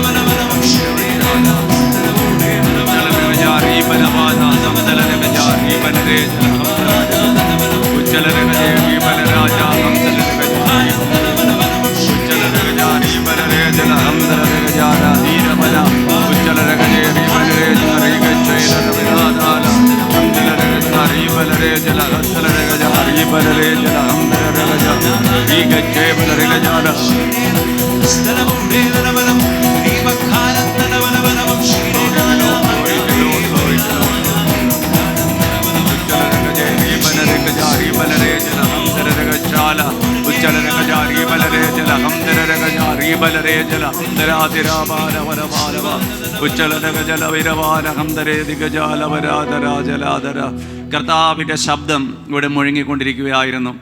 ഹല്ലേലൂയ. നമുക്കിന്ന് വേണ്ട ഹല്ലേലൂയ ദൈവത്തിൻ്റെ ദൂതുകൾ ശക്തമായി തൻ്റെ അഭിഷക്തനിലൂടെ ദൈവത്തിൻ്റെ പരിശുദ്ധാത്മാവ് നമ്മോട് ഇടപെട്ടുകൊണ്ടിരുന്നത് കൊണ്ട് കരങ്ങൾ ഉയർത്തി നമുക്ക് ഉച്ചത്തിൽ കർത്താവിനെ സ്തുതിക്കാം. Hallelujah, hallelujah, hallelujah, hallelujah. യോഹന്നാന്റെ സുവിശേഷത്തിലൂടെ ദൈവത്തിൻ്റെ പരിശുദ്ധാത്മാവ് നമ്മോട് പറഞ്ഞു, നിങ്ങളുടെ ഹൃദയം കലങ്ങിപ്പോകരുത്, ദൈവത്തിൽ വിശ്വസിപ്പിൻ, എന്നിലും വിശ്വസിപ്പിൻ. ഹല്ലേലൂയ. നമ്മെ കലക്കുന്ന hallelujah praise the Lord hallelujah ഹൃദയത്തെ കലക്കുന്നതായ അനുഭവങ്ങൾ കടന്നു വരുമെന്ന് പരിശുദ്ധാത്മാവ് കണ്ടുകൊണ്ട് ഹല്ലേലൂയ പ്രൈസ് ദി ലോർഡ് ദൈവത്തിൻ്റെ വചനത്തിൽ ഹല്ലേലൂയ വ്യക്തമായി ഹല്ലേലൂയ നമ്മോട് ഹല്ലേലൂയ അത് രേഖപ്പെടുത്തിയിരിക്കുന്നു. ദൈവത്തിൻ്റെ പരിശുദ്ധാത്മാവ് പറഞ്ഞു, ഹൃദയം കലങ്ങിപ്പോകരുത്, കാരണം നിങ്ങളെയും എന്നെയും വിളിച്ച ദൈവം ഹല്ലേലൂയ കരുതുന്ന ദൈവമാണ്. ഹല്ലേലൂയ നമുക്ക് വേണ്ടി കരുതുന്ന ഒരു ദൈവമാണ്. Hallelujah, hallelujah. യഹോവ യിരേയാണ്, അവൻ വിളിച്ചവൻ വിശ്വസ്തനാണ്. ഹല്ലേലൂയ, ആമേൻ. ദൈവത്തിൻ്റെ പരിശുദ്ധാത്മാവ് പറഞ്ഞു, എന്നാൽ നമുക്കൊരു ഉത്തരവാദിത്തമുണ്ട്, നാം അവരോട് കൂടെ നടക്കണം. ഹല്ലേലൂയ. നാം ഒന്ന് സ്വയം പരിശോധന നടത്തണമെന്ന് ദൈവ പരിശുദ്ധാത്മാവ് പറഞ്ഞു. ഹല്ലേലൂയ. ദൈവിക ബന്ധത്തിലേക്കൊന്നും മടങ്ങി വരണമെന്ന് ദൈവത്തിൻ്റെ പരിശുദ്ധാത്മാവ് പറഞ്ഞു. എവിടെയെങ്കിലും ദൈവിക ബന്ധത്തിൽ ഒരു വിള്ളൽ വീണിട്ടുണ്ടെങ്കിൽ, ദൈവത്തെ വേദനിപ്പിക്കുന്ന, ദൈവത്തിൻ്റെ പരിശുദ്ധാത്മാവിനെ വേദനിപ്പിക്കുന്ന എന്തെങ്കിലും നമ്മുടെ ജീവിതത്തിൽ കടന്നു വന്നു പോയെങ്കിൽ ഒന്ന് ദൈവസന്നദ്ധിയിൽ ഹല്ലേലൂയ അടുത്ത് ചെല്ലണമെന്ന് ദൈവത്തിൻ്റെ പരിശുദ്ധാത്മാവ് ഹല്ലേലൂയ വ്യക്തമായി ഇടപെട്ടല്ലോ. നമ്മെ നന്നായി അറിയുന്നവനാണ് നമ്മുടെ കർത്താവ്. നമ്മെ നന്നായി അറിയുന്ന ആ കർത്താവിൻ്റെ സന്നിധിയിൽ ഹല്ലേലൂയ നമ്മെ തന്നെ ദൈവസന്നിധി താഴ്ത്താം. അവൻ നമുക്ക് വേണ്ടി വാസസ്ഥലം ഒരുക്കുവാൻ പോകുന്നു. ഹല്ലേലൂയ. അവൻ ഹല്ലേലൂയ പോയിരിക്കുകയാണ്. ആ സ്ഥലം അവൻ ഒരുക്കി കഴിഞ്ഞിരിക്കുകയാണ്. Hallelujah, hallelujah. നമുക്ക് വേണ്ടി കരുതുന്ന, നമുക്ക് വേണ്ടി വാസസ്ഥലം ഒരുക്കുന്ന ഹല്ലേലൂയ ഞാൻ നിങ്ങളെ ഒരു നാൾ കൈവിടുകയില്ല, ഒരു നാളും ഉപേക്ഷിക്കുകയില്ല എന്ന് പറഞ്ഞവൻ വാഗ്ദത്തങ്ങളിൽ വിശ്വസ്തനായ ദൈവമാണ്. ആകാശവും ഭൂമിയും ഒഴിഞ്ഞു പോയാലും അവൻ്റെ വചനങ്ങൾ മാറിപ്പോകയില്ല. കരുതാമെന്ന് പറഞ്ഞവൻ ദൈവ പൈതലേ നിന്നെയും എന്നെയും കരുതും. അതുകൊണ്ട് കലങ്ങിപ്പോകേണ്ട. അവൻ ഹല്ലേലൂയ വാസസ്ഥലം ഒരുക്കി. ഇതാ അവൻ തൻ്റെ ജനത്തെ വീണ്ടെടുപ്പുകാരനിതാ ചേർപ്പാൻ വരാറായി. ഹല്ലേലൂയ. അവൻ്റെ കാഹളത്തിൻ്റെ ശബ്ദം മുഴങ്ങാൻ സമയമായി. അതുകൊണ്ട് ദൈവസഭയെ കലങ്ങിപ്പോകാതെ പ്രത്യാശയോടെ ഒരുങ്ങിയിരിപ്പാൻ ദൈവത്തിൻ്റെ പരിശുദ്ധാത്മാവ് പറഞ്ഞല്ലോ. ആ വചനത്തിൽ നമുക്ക് ഹല്ലേലൂയ ബലപ്പെടാം. ഹല്ലേലൂയ. കടന്നു വന്ന് വിലയേറിയ ശുശ്രൂഷ ഹല്ലേലൂയ ചെയ്ത ദൈവദാസനുള്ള നന്ദിയെ തരണത്തിൽ അറിയിക്കുന്നു. ഇപ്പോൾ കർത്താവിൻ്റെ വിലയേറിയ ദാസൻ പ്രൈസ് ദി ലോർഡ് നല്ലാഞ്ചിറയിലുള്ള പ്രൈസ് ദി ലോർഡ് കർത്താവിൻ്റെ ഭക്തൻ ജോസഫ് മാത്യു പാസ്റ്റർ മുന്നോട്ട് കടന്നു വന്ന് ഹല്ലേലൂയ പ്രാർത്ഥിച്ച് price the Lord Varghese pastor ആശീർവാദം പറഞ്ഞ് ഇന്നത്തെ പ്രൈസ് ദി ലോർഡ് ഹല്ലേലൂയ ഈ സെഷൻ ഇവിടെ അവസാനിപ്പിക്കുന്നതാണ്. Price the Lord.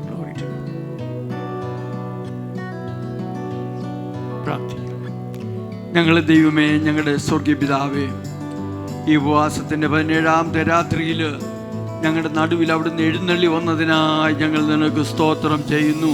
ഞങ്ങളുടെ നാഥനും ഞങ്ങളുടെ കർത്താവുമായ ദൈവമേ, കലങ്ങുവാൻ വിവിധ സാഹചര്യമുള്ള ലോകത്തിൽ കലങ്ങാതെ ഞങ്ങളെ ബലത്തോടെ നടത്തുവാൻ ഞങ്ങൾക്ക് വേണ്ടി ഹൃദയം വേദനിച്ചവനായ കർത്താവേ, പിതാവേ, നീ എന്നെ കൈവിട്ടതെന്ന് ഞങ്ങൾക്ക് വേണ്ടി കാൽവറിയിൽ നിലവിളിച്ചവനായ കർത്താവേ, ഞങ്ങളെ ഒരു കാലത്തും ഒരു കാരണത്തിലും കൈവിടാത്തൊരു ദൈവം, ഞങ്ങളെ കരുതുന്ന ഒരു ദൈവം ഞങ്ങൾക്കുള്ളതിനായി ഞങ്ങൾ സ്തോത്രം ചെയ്യുന്നു. ഞങ്ങളുടെ മുറിവുകളെ കെട്ടുന്ന ദൈവം, ഞങ്ങളുടെ വേദനകളെ അറിയുന്ന ദൈവം, ഞങ്ങളെ വിട്ടകലെത്താത്ത ഒരു ദൈവം ഞങ്ങൾക്കുള്ളത് കൊണ്ട് സ്തോത്രം ചെയ്യുന്നു.